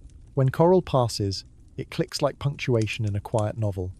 You pause the broom upright our comma and learn to breathe through your mouth closed, because harmattan will colonize your teeth if you let it. The bat supervisor approves from a high arc. Management likes tidy lungs. Strategy becomes a kind of map you carry in your shoulders. Wet, edge first to set lips, then center to suggest camber, then return ribbon after the sky begins to drink. Dry, center first to calm ambitions, then edge to collect rebels, then return ribbon before ankle gossip. In both, corners last with a curved stroke that reminds feet to behave tomorrow. If you need to prove to yourself that roads are living things, watch how they respond to the same technique in different weather. It's like hearing twins speak and noticing distinct music in each. Mainstream anchor reappears to ground your forecast. The Harmattan seasonal trade winds carrying fine dust from the Sahara can lower visibility and dry the air across West Africa for weeks, shaping everything from daily chores to long-distance trade. You shape your own tiny corner of that continental reality with raffia, calabash, and patience. You accept the empire of dust and you form a parliament that passes small, sensible laws. There's a fringe practice the elders treat like a joke and a prayer at once. Before a threatened downpour, someone tucks a fresh leaf under the threshold of the captain's baton. Not magic, they insist. Just a reminder to work leaves into the strategy. Plantain pads, frond ribs, leaf-lined pits because rain respects green more than it respects pride. The baton does not object. You suspect the baton believes in anything that keeps the center ribbon from sulking. Joke 3 ambles over in sandals. If you ever publish The Weatherproof Broom, chapter titles will include How to Persuade a Puddle, flirting with a crosswind, and negotiating with clay without getting it under your nails. You will accept. Payment in plantain leaves and respectful nods.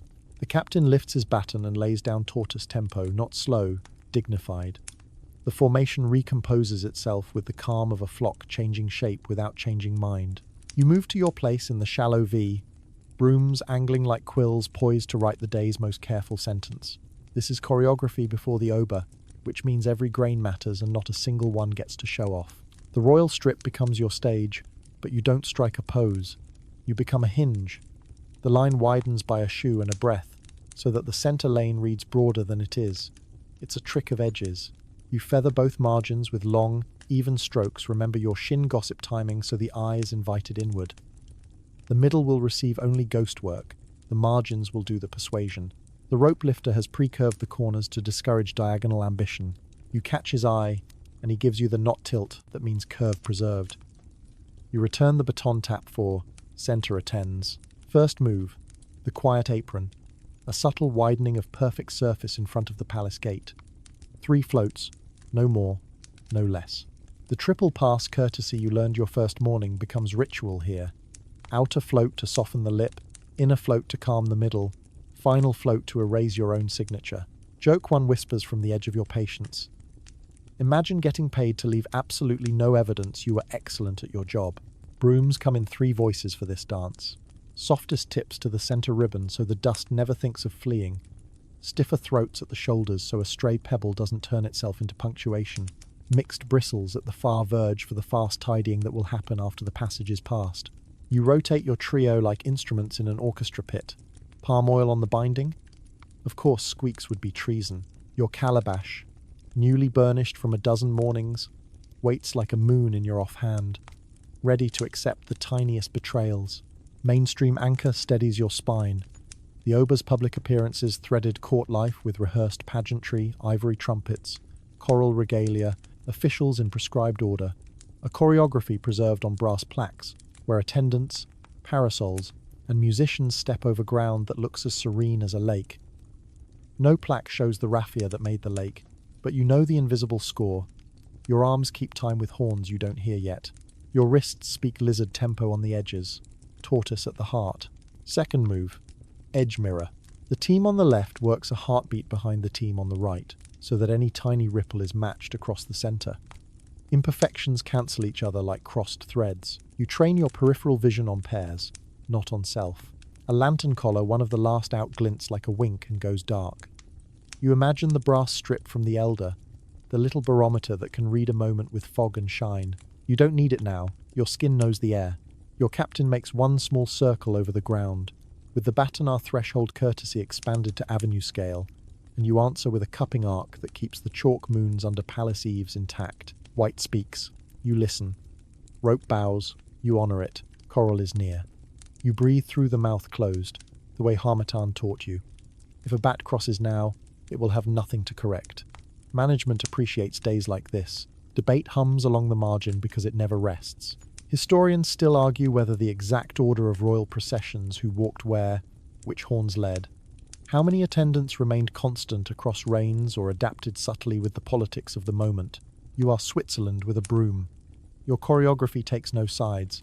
It makes space for whichever order truth wore this year. The road is neutral, which is another way of saying it serves everyone by first serving the ritual. A quirky tidbit passes down the line. Before the horn in seasons of very early light, some sweepers tuck a single coral-coloured seed, a bruce or palm kernel dyed, into their sash, so the lane remembers to flush warm. Not a charm, they insist. A reminder to keep the centre from reading cold and stark. You don't know if colour has a temperature, but the laterite seems to glow when you float it kindly, and kindly is a temperature you trust. You tuck your seed and feel silly and cared for. Third move, feathered aperture. 2 of you glide 5 paces ahead to lightly open the road where the first attendants will widen the path with presence alone. It's not sweeping, it's unsweeping, resisting the urge to improve what is already poised. Your heel never touches. The heel is a bully, and bullies sit out royal mornings. Instead, you practice the blessing you learned in Section 8, the soft ledger. Ghost passes, equal on both sides, until the center reads inevitable. Joke 2 arrives like a polite tap. You've developed a superpower. Knowing when doing nothing is the most professional thing to do. Signals become microscopic.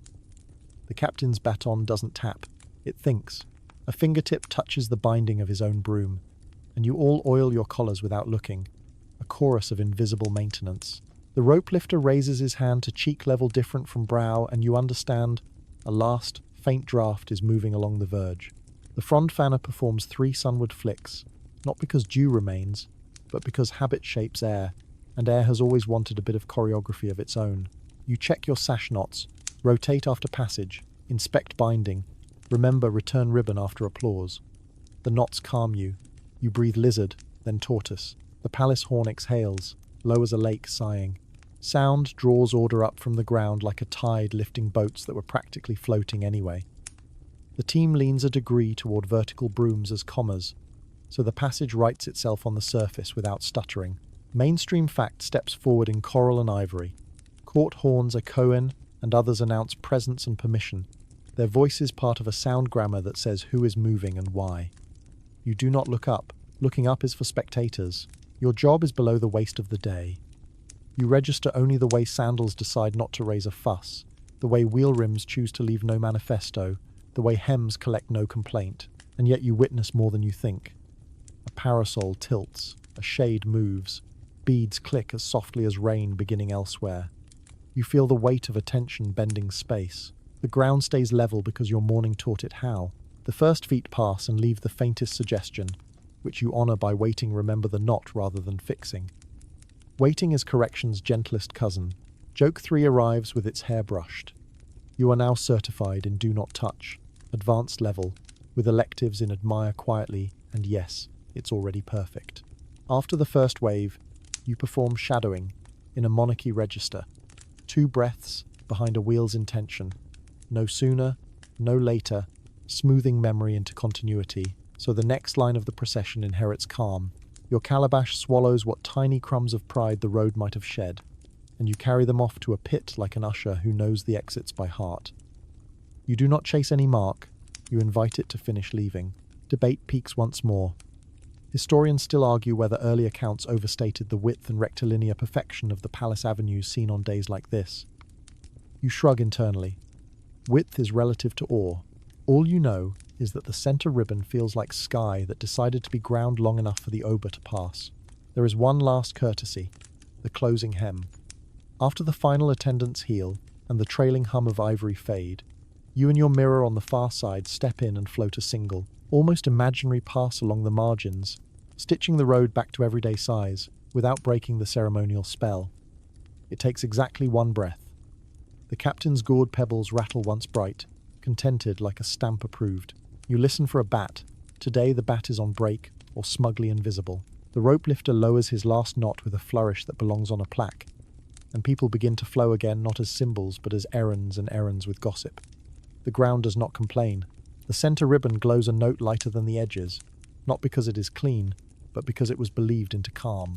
You carry your broom vertical for the pause you always gift the morning, and then turn birdward toward the next assignment, a grin folding your cheeks because something impossible just happened and made no fuss about itself. You were the quiet hinge on which a city swung its dignity open. No one will say your name, and that is exactly as it should be. The road remembers you anyway, which is the most flattering kind of forgetting. Tools are not immortal. They are stubborn friends who expect breakfast and compliments. By mid-morning, your kit begins to show the tiny frays and fatigue that only quiet, careful work reveals. You kneel in the shade of a verge tree and turn your broom like a patient in need of stitching. The binding has loosened a hair from all those velvet floats. The tips have split in 2 places where gravel insisted on a duet. Maintenance, here, is not a break from the ritual. It's the ritual's spine. You start with the collar. The raffia bundle is cinched by a band of twisted palm fiber, and that band likes to sigh open unless you talk to it. You moisten the cord with a smear of water from the gourd boy, who now stands like an assistant surgeon, and add the lightest whisper of palm oil so the fibers slide obediently rather than squeal. You wrap with a figure 8 you learned on your first week. Cross high to gather the longer bristles. Cross low to pinch the throat. Finish with a tucked tail that hides from snagging. Joke 1 arrives wearing an apron. Congratulations. You're now running a tiny broom clinic with a strict no-squeak policy. Frayed tips need finesse, not fury. The elder, with plant and leaf knighthood, shows you the comb and sing method. Hold a thin rib of palm frond like a comb and draw it through the raffia tips while humming under your breath. The hum is not superstition, though. No one will stop you if you thank the bat, but a metronome to slow your hands. Split ends that catch receive a clean snip with a shell shard kept just for this. You never cut blunt. You angle so the bristles regain their taper and the broom can whisper again. Quirky tidbit sneaks in your ear. A dab of dissolved tree gum, boiled down from sap, brushed lightly on the cut ends, helps them resist new splitting on harmattan mornings. The gum dries clear. Only your future self notices the favour. Handles, too, want attention. Your grip has polished the wooden shaft to a soft gloss. Sweat and dust make it sly in the hand. You rub a pinch of fine dust itself into the handle with a drop of oil, counterintuitive, using dust to tame slip. But the paste gives a mat that feels secure without stick. You check the junction where handle meets head. Any wobble would translate into chatter on the centre ribbon, and chatter has no invitation today or any day. A wedge thin, carved from an offcut, taps home with 2 gentle knocks from the calabash rim, which doubles as a mallet when dignity permits. Joke 2 leans in. You've officially joined the minimalist tool cult. 1 gourd, 5 jobs, infinite bragging rights you'll never use. The calabash itself earns a spa moment. Dust polishes it, but damp can sulk in hairline checks. You warm it in a puddle of sun, then rub the rim with a touch of palm oil so it won't bite at powder piles. If a crack threatens, the elder produces a miracle needle. A thorn from a particular tree, tough as advice, used with a thread of fibre to stitch a preventative seam across the hairline. The seam isn't pretty, it is loyal. You resolve, quietly, to protect the gourd like a colleague who knows your worst habits and shows up anyway. Mainstream fact steadies your sense of place while you tinker. Craft and maintenance in Benin lived inside organised guild systems. Brass casters, carvers, leather workers and palace service houses knew repair as culture, not afterthought. Objects weren't disposable, they were members of teams. Even a broom profits from that civic temperament. You mend it as if a guild master might grade your knots. In a city famous for bronze, your raffia and gourd feel small, but their discipline is the same.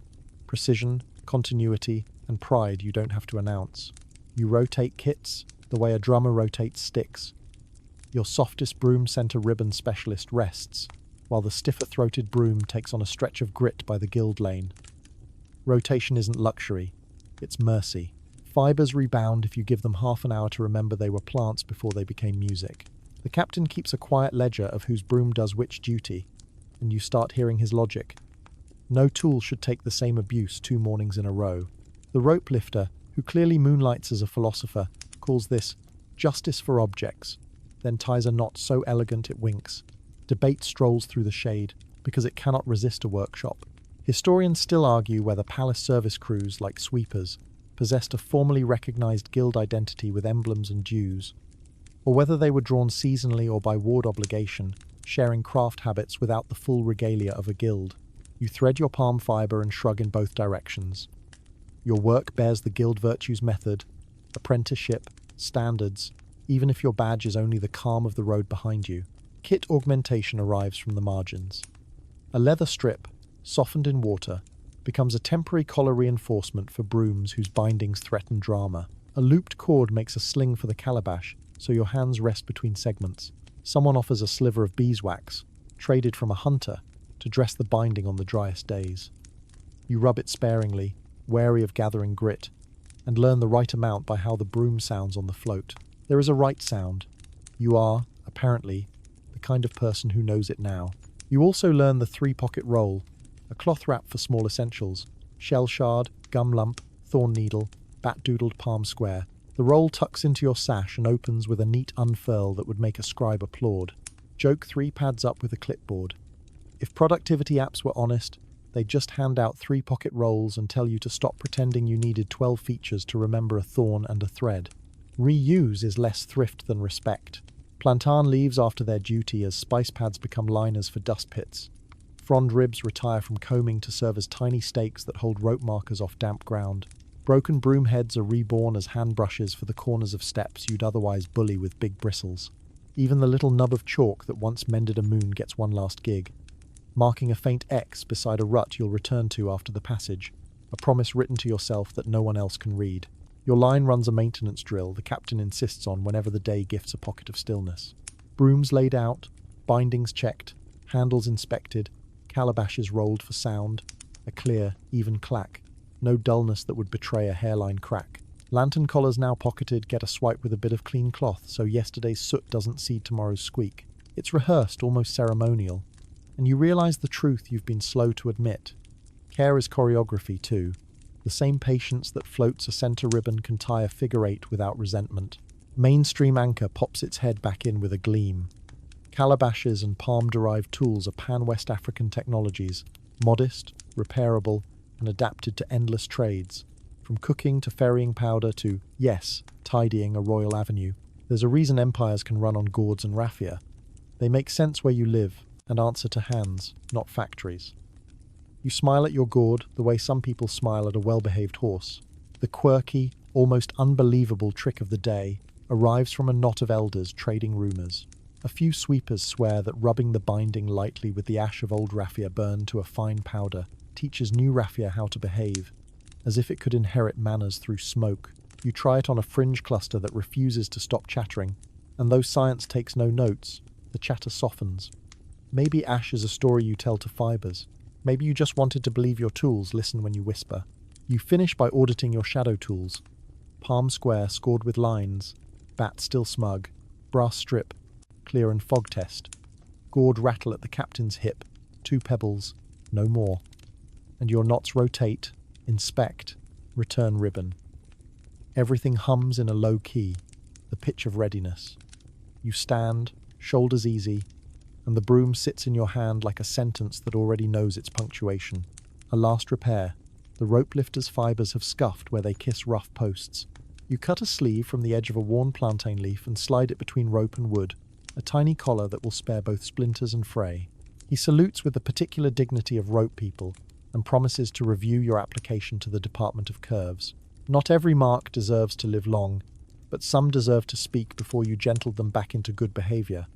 You sweep, you listen, you choose. Start with the easy alphabet. Soft parallel scuffs the flat.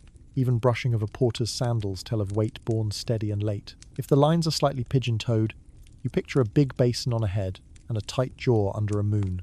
That's not a violation. It's a biography. You soften the scuffs without erasing them all at once, and file the story inside your ribs, where your small unofficial ledgers live.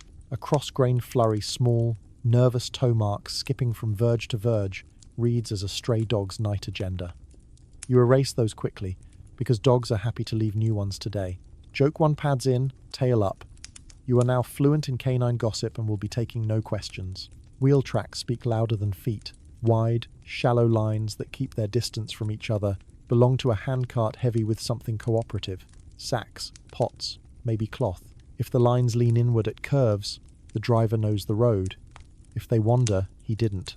Deep, narrow cuts that bite at the middle mean a hub with ambition, and a rim that needs rewrapping. Last night, someone forgot to love their wheels. You shadow those the way you learned in the market, 2 breaths behind the intention, smoothing the memory before it hardens into rudeness.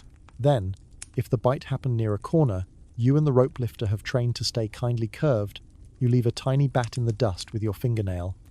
Our private supervisor's signature for the steward to notice before the day grows noisy. The bat will blow away within minutes. That's fine. The steward needs only the whisper. Hoof marks arrive less often this deep in the city, but when they do, you can tell the mood of the animal. A clean plant of crescent prints means trained pace. A churn of crescent confetti means nighttime impatience, or a rider who believes the road is a stage. Mainstream fact slides in to steady your inference. Travellers wrote of riders and mounted messengers moving through Benin's avenues, though horses were prestige and transport rather than plough. In the rainforest belt, they were not everywhere, but they mattered when they appeared. You smooth the churned crescents into calm, and note the time in shadow language knee talk when they passed. So if a steward asks, you can tell them the episode happened before the dew decided to become rumour. You keep a measuring reed in your sash, a span long with notches a thumb apart. It isn't official, but it is useful. When the wheel gauge seems new, a craftsperson perhaps delivered a cart from a different quarter. You take one discrete measure across the tracks and tap a tiny chalk dot on a nearby post. Quirky tidbit.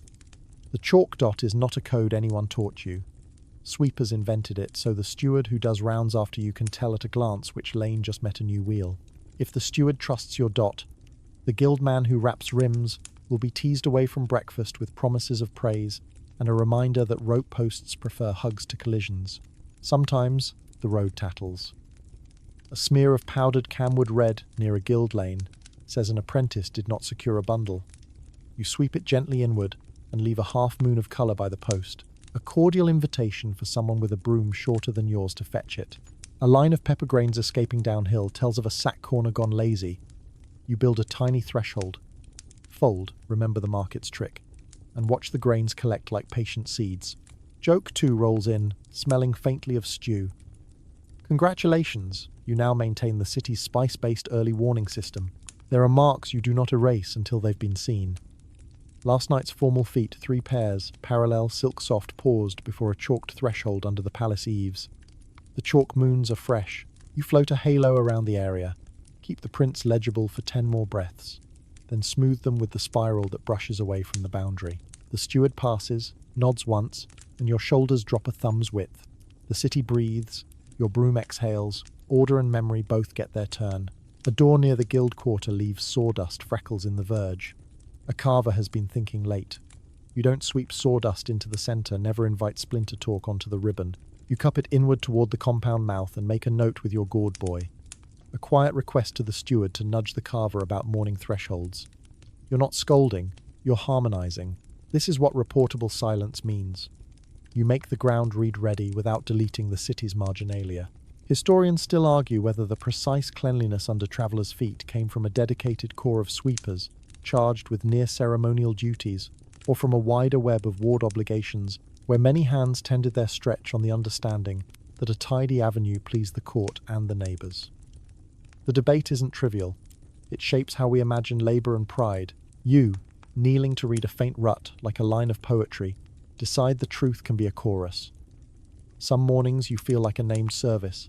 Some mornings you feel like an entire neighbourhood with one broom. You draft a shorthand with your neighbours for the steward's ears.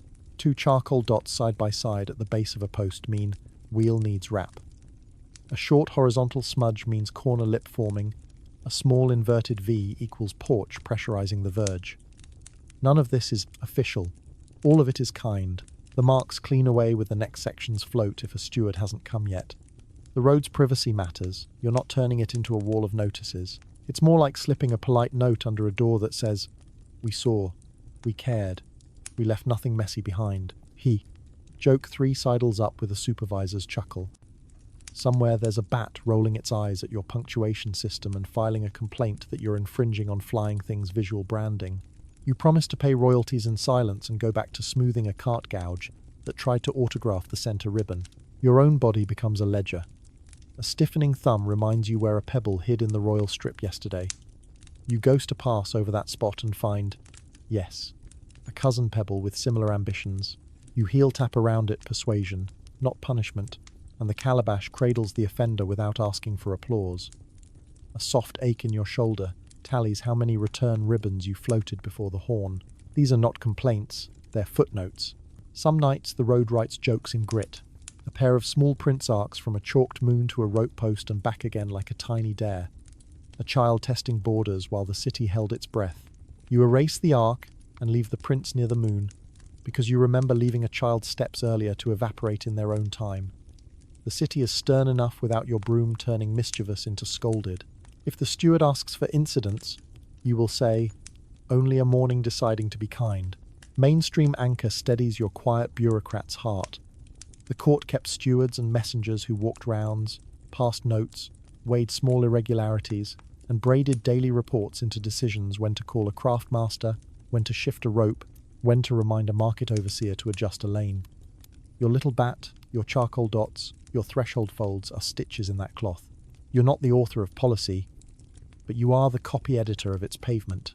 There's a fringe belief among the elders that some scuffs carry omens. 3 crescent chips pointing inward are good trade, an X of overlapping sandal tips near the market is quarrel resolved, and a lone heel print at a shrine before dawn is journey blessed. You don't pretend to be an omen reader. but you admit the road sometimes feels like it knows more than statistics do. When you find an X near a pepper stall, the air tastes a touch sweeter, and your float feels lighter than usual. Coincidence is welcome here. It keeps manners company. By the time the horn breathes, its late morning voice, and the center ribbon glows with the practiced nonchalance you've taught it, your reports, such as they are, have all but vanished into good surfaces. The steward has passed and added invisible commas to your work. The rope lifter has retied his curves with a little flourish you will not compliment out loud because he is insufferable when praised. The bat has, you are certain, filed everything under acceptable. You end this reading session with a last sweep of the eyes rather than the broom. No bossy ruts, no sullen corners, no pepper rebellions heading downhill. A few story crumbs remain by design sawdust at the verge, a faint path near a moon, a chalk dot on a post that will be gone by lunch. The road's diary is tidy, legible, and modest, which is exactly the tone you want for a city that pretends to wake without help. You lower the broom for the comma you've taught your breath to make, and step toward the next lane with the satisfaction of a librarian who shelved 100 books no one will notice until they need them. That's the work. Reading quietly, correcting gently, and letting the surface forget just enough to be new again. Debate arrives like drizzle, you don't see it at first, and then suddenly your sleeves are thinking. The broom moves, the mind wanders, the road invites hypotheses. You discover that sweepers collect arguments the way stalls collect peppers, sorted, weighed, and occasionally turned into soup. There's the width question, of course. Travellers wrote of avenues so broad that files of people could pass abreast without jostle. Some swore to numbers that feel like they measured with oar rather than rope. You look at the royal strip you've been floating all morning and try to picture 9 men shoulder to shoulder, or horses with attendants on either flank, and you can almost see it. Mainstream anchor steadies your thought. Early European visitors did record strikingly wide, straight avenues in Benin City, and later writers repeated those impressions when describing the planned look of the capital. Whether their counts hold under modern tape is part of the argument. Your bristles can only report that, even emptied of procession, this road wears width like confidence. A sweeper's legend offers a simpler test. If an elephant could turn without apologizing, an elder murmurs, the avenue is worthy of a king. You don't have an elephant, and elephants don't apologize much, but you file the metric under satisfying. Then the paving question. You felt stretches that sound like pottery under the heel and others that hum like well-packed earth. A carpenter sweeper insists certain segments sit on a quilt of potsherds, broken vessels laid to stiffen the base. Another veteran counters that termite soil, the hard clay-rich stuff from mounds went down during big repairs to bind the laterite. Historians still argue whether subsurface stabilization here was systematic potsherd bedding, termite clay caps, or staged compactions, or whether the resilience comes mostly from patient grooming and centuries of compaction. You have a fringe test you swear by. If the road rings slightly under a gentle heel tap, you lighten your float. If it breathes, you shape and trust the sun. Science may not sign off on your acoustics degree, but your mornings do. Origins invite taller tales. This avenue, whispers a junior with romantic eyes, was first drawn by a spirit with a coral staff who walked from the palace gate to the market in one breath. Another says the lines align with something older paths between sacred groves that the palace later widened into ceremony. The rope lifter, who has read exactly one palm leaf of something, intones that planning is not a modern invention, and that some oba or council surely laid intention over use. Historians still argue whether Benin's grand avenues were set by a conscious design from the palace outward, or thickened from older footpaths by long habit, then formalized. You hear both truths in your strides. Deliberateness at the center, evolution at the edges. You sweep during these philosophy sessions. Dust listens. The captain's baton writes commas in the lane. The gourd boy practices steady blinking and eavesdrops on everything because that is a boy's job. Joke one yawns awake. Congratulations, you're attending a city planning symposium paid in silence and calf strength. Legends earn their shift wages at night. To stay awake, sweepers trade long, slow stories that match the rhythm of the float. There's the tale of the broom that learned to whistle only on harmattan days, only when the binding went dry and embarrassed its handler in front of coral and ivory, until the broom was fed a drop of palm oil and recognized its station. There's the bat you already know, promoted in some tellings to inspector of ribbons, who counts the 3 ghost passes and will fly in a triangle of disapproval if you skimp. Quirky tidbit. Someone keeps a tiny triangle charm, 3 knotted fibers in the sash as bat insurance. Even though the bat, being a bat, has a flexible view of paperwork, the earthworks legend is vast enough to sweep around. People murmur of ditches and banks stretching so far that a traveller could walk for days along the city's moats without repeating a view figure's balloon and shrink with the teller's appetite. Mainstream fact steadies the appetite. The old Ia, earthworks and moats around Benin and its surrounding settlements formed an extensive defensive landscape, constructed over generations with labour that boggles the wrist.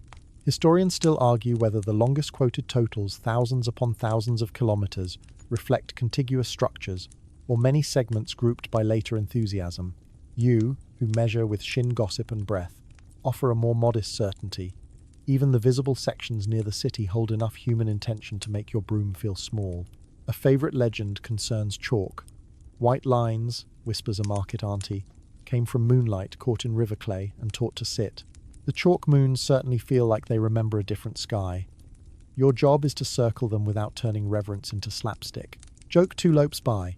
Someday you'll pitch an illustrated book, 50 Ways to Avoid a Dot, and retire on instructional drawings of your broom doing polite things. Debates can be petulant. A young sweeper declares that the avenue is measured by the number of calabash rolls it takes to cross. An elder retorts that width is measured by how many breaths it takes to feel calm in the middle. A guild messenger leans in to claim that, during a certain reign, the royal strip was relayed with such cunning that even hard rain remembered to walk to the verge. Historians still argue whether upgrades like that were occasional showpieces or routine maintenance elevated to myth by grateful feet. Your hands hedge.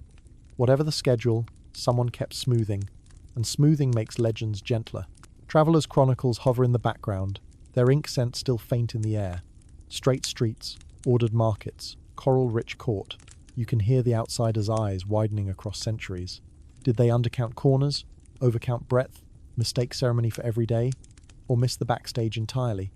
Probably all of the above, in proportions determined by weather and storytelling fees. The brass plaques your non-verbal cousins show composure over surface. They do not show a gourd tipping, a rope bowing, a baton's comma. That's fine. Your craft prefers to be the silence that makes shine comprehensible. Then there are the cautionary tales sweepers tell to rookies. The legend of the diagonal, a short cut that becomes long if you let a corner sharpen and invite mischievous feet. The ropes department keeps a ledger of these. Too many diagonals, and the rope lifter will audit your curves, which is only moderately a joke, or the fable of the overzealous heel tapper who pecked at damp laterite and left chicken scratches the morning had to forgive. Moral, persuasion first, pecking never. Callback delivered. Same rule as crocodile, dung, sunscreen, some ideas should stay in folklore. You assemble your own working creed from the disputes and bedtime stories. Width is what the eye reads and the city requires. Paving is what the wrist hears and the season permits. Origins are a braid. Intention, habit, revision. Legends are ergonomic truths wrapped in moonlight so they stick in tired minds. When the captain taps tortoise and you float the 3 ghost passes, you're voting for all these answers at once, because the road you make is wide enough for debate and narrow enough for duty. Joke 3, bless it, ambles along with sandals unhurried. If you ever open a school for sweepers, the sign will read, Department of Silent Arguments Lecture Schedule, announced by Bat. Tuition payable in plantain leaves and gossip withheld. A final legend arrives with a wink from the rope lifter. The city once granted a broom a day off, and the road sulked until the broom returned. You don't believe it. Tools love being useful too much to let the road pout. Still, as the horn sighs and the centre ribbon glows with the conviction you've taught it, you give your broom a discreet pat, the way you'd thank a colleague who refuses to take credit. Historians will continue to argue, and rightly so. Arguments are how memory keeps its muscles. You, meanwhile, will continue to sweep, because action is how arguments earn their keep. The lane is ready. The legend for today is simple. Nothing shouted. Everything worked. Silence doesn't end when the procession does. It changes key. The horns fade, choral warmth recedes into shade, and the city exhales into errands. You keep your broom vertical for one more breath, the comma you've trained into your muscles, then lower the tips as if setting down a sleeping child. The lane has worn ceremony like a fine garment. Now you help it change into everyday clothes without wrinkling anything. First task, cover what insists on remembering. Wheel ribbons have left the faintest gloss down the centre, a suggestion rather than a statement. You do not scold the marks, You dim them, 2 breaths behind their path. You perform a soft ledger pass ghost thin, barely there, just enough to blend highlight into habitat. Where a rim has been overconfident and made a shallow rut, you use the heel's persuasion around. Not on, the crease, coaxing edges to loosen so the road forgives the line. The calabash receives the tiniest proud crumbs. Joke one lifts a corner of your mouth. You're the stylist who fixes a perfect hair after the portrait so no one suspects the portrait had help. Corners come next. Ceremony instructs feet to curve. Errands invite diagonals to reappear like cats who claim they were always allowed on the table. The rope lifter, fresh from his finery of knots, reties for civilian life. Still bowed, still courteous. A touch lower so baskets and bundles glide without complaining. You sweep the shoulder kiss along each bend, 2 arcs that suggest roundness without announcing a rule. Shape teaches more than signs. He salutes with an eyebrow, curve preserved. You answer with a baton tap, curve encouraged. Thresholds regain their particular sovereignty. Chalk moons near palace eaves keep their crispness from your earlier kindness. You widen their halos by a finger so middling traffic reads their bubble of hush. At market spurs, you resurrect the threshold folds the narrow lips that catch runaway peppers and beads. The stall auntie who earlier tapped her mat now lifts a brass weight and lets it sit like a blessing.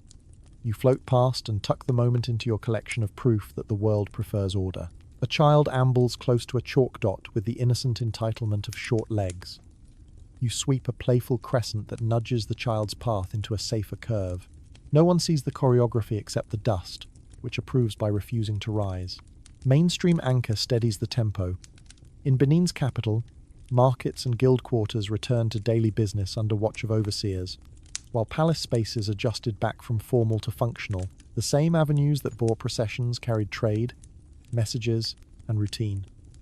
Your broom is the hinge of that shift. Where ceremony had asked perfection, commerce asks kindness. You are bilingual. Signs remain to reset. Posts where you left charcoal dots or a tiny bat for stewards, wheel needs wrap. Corner lip forming receive their aftercare. If a steward has seen your note, you erase it with a single outward spiral, letting the surface return to discretion. If not, you tuck a faint replacement lower, where a later eye will find it. Quirky tidbit passes down the line. Some sweepers fold a narrow leaf into an arrow, lay it briefly beside a post to whisper direction to a lazy glance, then pocket the leaf again. Temporary signage that leaves no footprint your favorite genre. You find the small casualties of spectacle. A stray coral seed bead, dyed palm kernel, perhaps glinting like an ember near the verge. A dull scuff where a parasol foot pressed harder than intended. A smear of camwood red like a sigh. You treat each with tact. Bead. Calabash cradle. Return to the nearest steward with your palm closing over it as if over a secret. Scuff. Feathered out with 2 kindness strokes. Camwood. Cupped inward and rehomed beneath a post where a guild hand will retrieve it. Joke 2 stretches. You are now head of lost and found for wayward pigments and aristocratic punctuation. Debate. Faithful companion. Peers over your shoulder while you work. Historians still argue whether post-procession tidying was a formal phase of ceremony named scheduled, supervised, or a practiced habit so ingrained no one felt the need to chronicle it. You lean toward the latter. The most necessary acts are often the least narrated, yet your captain keeps a ledger of segments touched after the horns, and stewards make rounds, so habit has bones. Either way, the road does not care what it's called. It cares that it is returned to calm without complaint.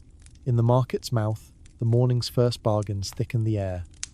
A cart wrapped with palm-stripped rims bless that driver rolls by. You shadow the wheels with 2 breaths delay, smoothing ambition before it becomes precedent. The boy with the gourd, now carrying a smaller calabash for errands, mirrors your timing and beams. You nod. Apprenticeship never stops just because pageantry took a bow. Harmattan powder tries a half-hearted flourish along the far verge. The frond fanner answers with 3 sunward flicks. Habit shapes air, and the dust decides to nap instead of perform. Tools, too, are asked to exhale. Your softest broom does one last float down the royal strip, then retires to the sash knot that means, rest me. The stiffer throat walks the guild lane, where grit has pep. Lantern collars, pocketed during the brass and ivory hour, get a quick thumb wipe so tomorrow's hush won't squeak. The calabash sings a clear clack when rolled no crack today. You pat it, which is unprofessional and unavoidable. Boundary etiquette, adjusts from symphonic to chamber music. Coral's grand punctuation is gone. In its place, bead bracelets on officials and modest chalks at shrines keep their local grammar. You don't pause the entire ribbon anymore when a beaded clerk passes. You lift the broom head and let him step through your work like a comma slips through breath. Chalk remains veto. Rope remains chorus. Your wrists remember the morning's pageantry, but your strokes speak neighbourly now. Consonants soft, vowels long. You check on your earlier small museum, those inward-facing prints of a child near a threshold. Sun has sipped them down to rumours. You give the faint pool a single outward spiral so the memory leaves toward the door rather than toward the street. It feels like closing a storybook at nap time. The woman who taught you heel taps watches, approves with a chin nod, and hands you a sliver of plantain leaf. For the corner by the leather guild spice there today. Management remains smug and unforthcoming. By midday's edge, the lane speaks fluent every day. You've stitched shut the ceremony's hem without showing a seam. The royal strip reads friendly rather than formal. The curves invite honest feet. The market's lips hold their peppers like careful hands. The chalk moons sit bright but not theatrical. You write your last 3 ghost passes. On a short segment, habit is pedagogy, and feel the surface settle like bread that knows its oven. Joke 3 saunters by with dust on its sandals. If you ever print a tiny card for your pocket, it will say, services provided, preparation, presentation, repose, and no one will call you pretentious, because you'll never actually show the card to anyone. The road reads your resume every day without letters.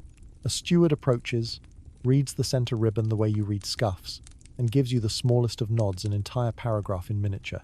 You erase your remaining charcoal cue marks with an outward breath, lower a rope for afternoon kindness, and slip the bat-doodled palm square back into your 3-pocket roll. The calabash nestles against your hip like a moon that knows when to wane. You finish the close down the way you began the morning, with mercy for edges and patience for memory. The city returns to talk, and your broom returns to listening. Ceremony hasn't vanished. It has folded itself into errands. You shoulder the broom, give the lane its final comma, and turn toward the last task of the day, packing calm for tomorrow's dawn. Dusk strokes the road with a thumb of shadow, and you realize the city's silence has changed instruments again. Morning was a drum rolled with cloth. Afternoon was low strings. Dusk is breath through a reed. You gather your tools the way you've gathered the day, gently, with a little ceremony of your own. The broom comes first, binding checked. Tips combed with a frond rib, handle rubbed to a friendly mat, then the calabash moon tucks under your arm, then the palm leaf square with its smug bat doodle slides back into the 3-pocket roll. You are packing calm for tomorrow so you won't have to go looking for it in the dark. The team reviews the lanes as light thins. You walk the royal strip one last time, not to fix but to memorize which corners will want kindness at first light, which thresholds have chalk that will wake eager, which market lips will be hungry for peppers again. The rope lifter rehearses tomorrow's curves with his fingers air knots only, because dusk likes pretending and you nod at the places where the rope will bow before dawn. Joke 1 ambles in, stretching. You're basically leaving sticky notes on the road, except your notes are invisible, and say, we'll talk in the morning. You fold the day's jokes and superstitions into your pouch. The coral-coloured seed you tucked for warmth, the notion that a bat counts the 3 ghost passes, the plantain leaf knighthood that saved a puddle from becoming a personality. None of them are official. All of them kept the centre ribbon from sulking. Quirky tidbit for the toolkit. A few sweepers swear that, at dusk, rubbing the broom, binding with a trace of ash from the morning's combing, teaches it to sleep. You roll your eyes and do it anyway. The binding purrs in silence. Who's arguing with results? Mainstream fact steadies your little ritual.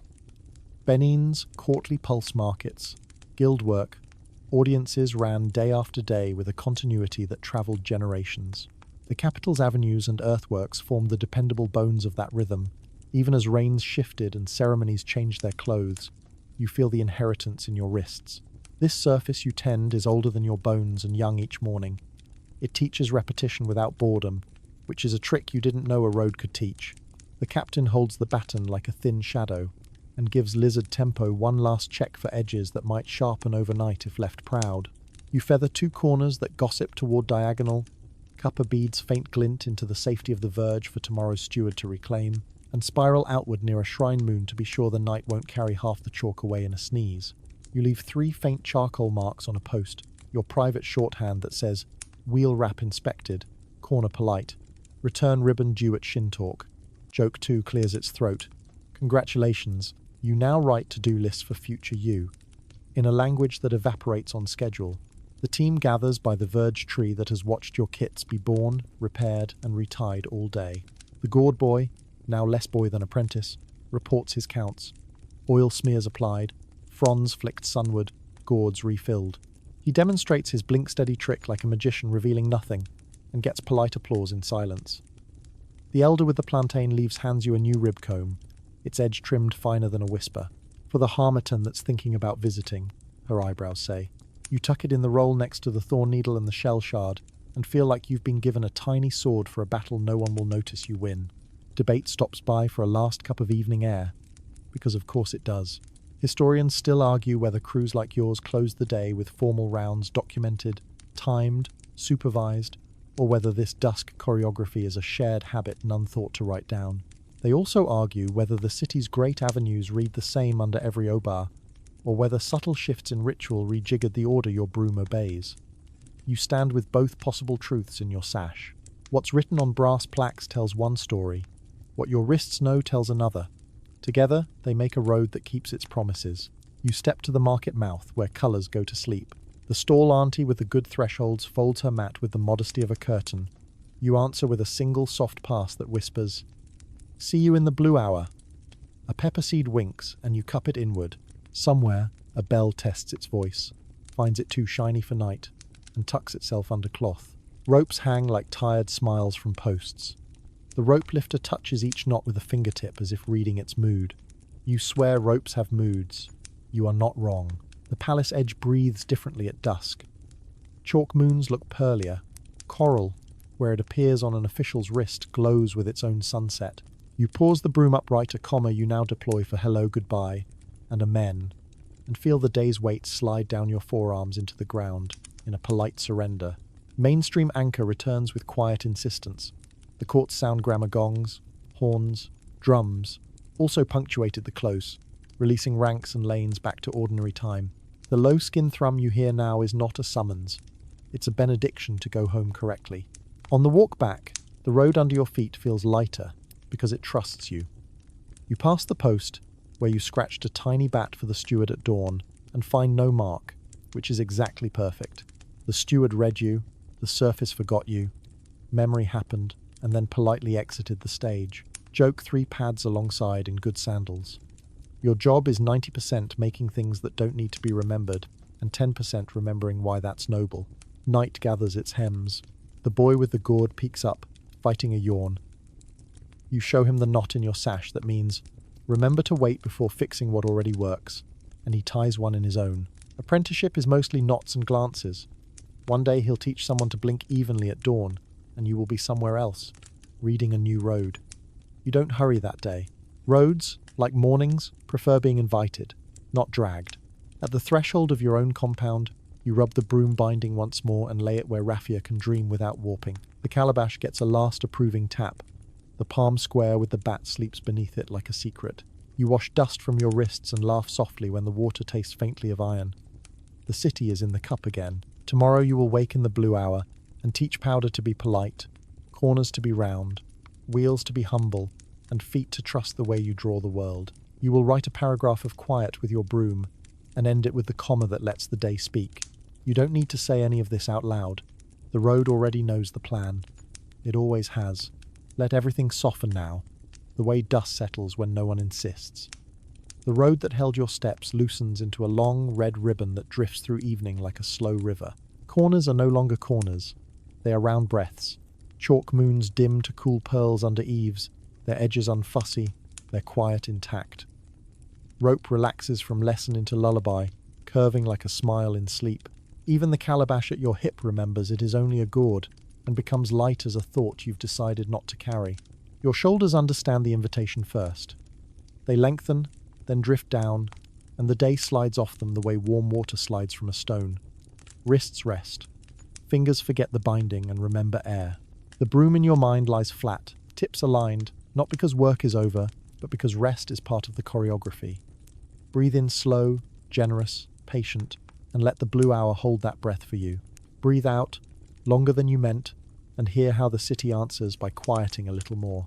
Imagine lantern halos shrinking to small gold commas that grant permission to pause. Imagine the center ribbon of the royal strip going from polished thought to soft promise, a surface that will be there when morning asks. Plantain leaves rest like green hands along the edges of memory. The bat, satisfied, folds itself into the dusk.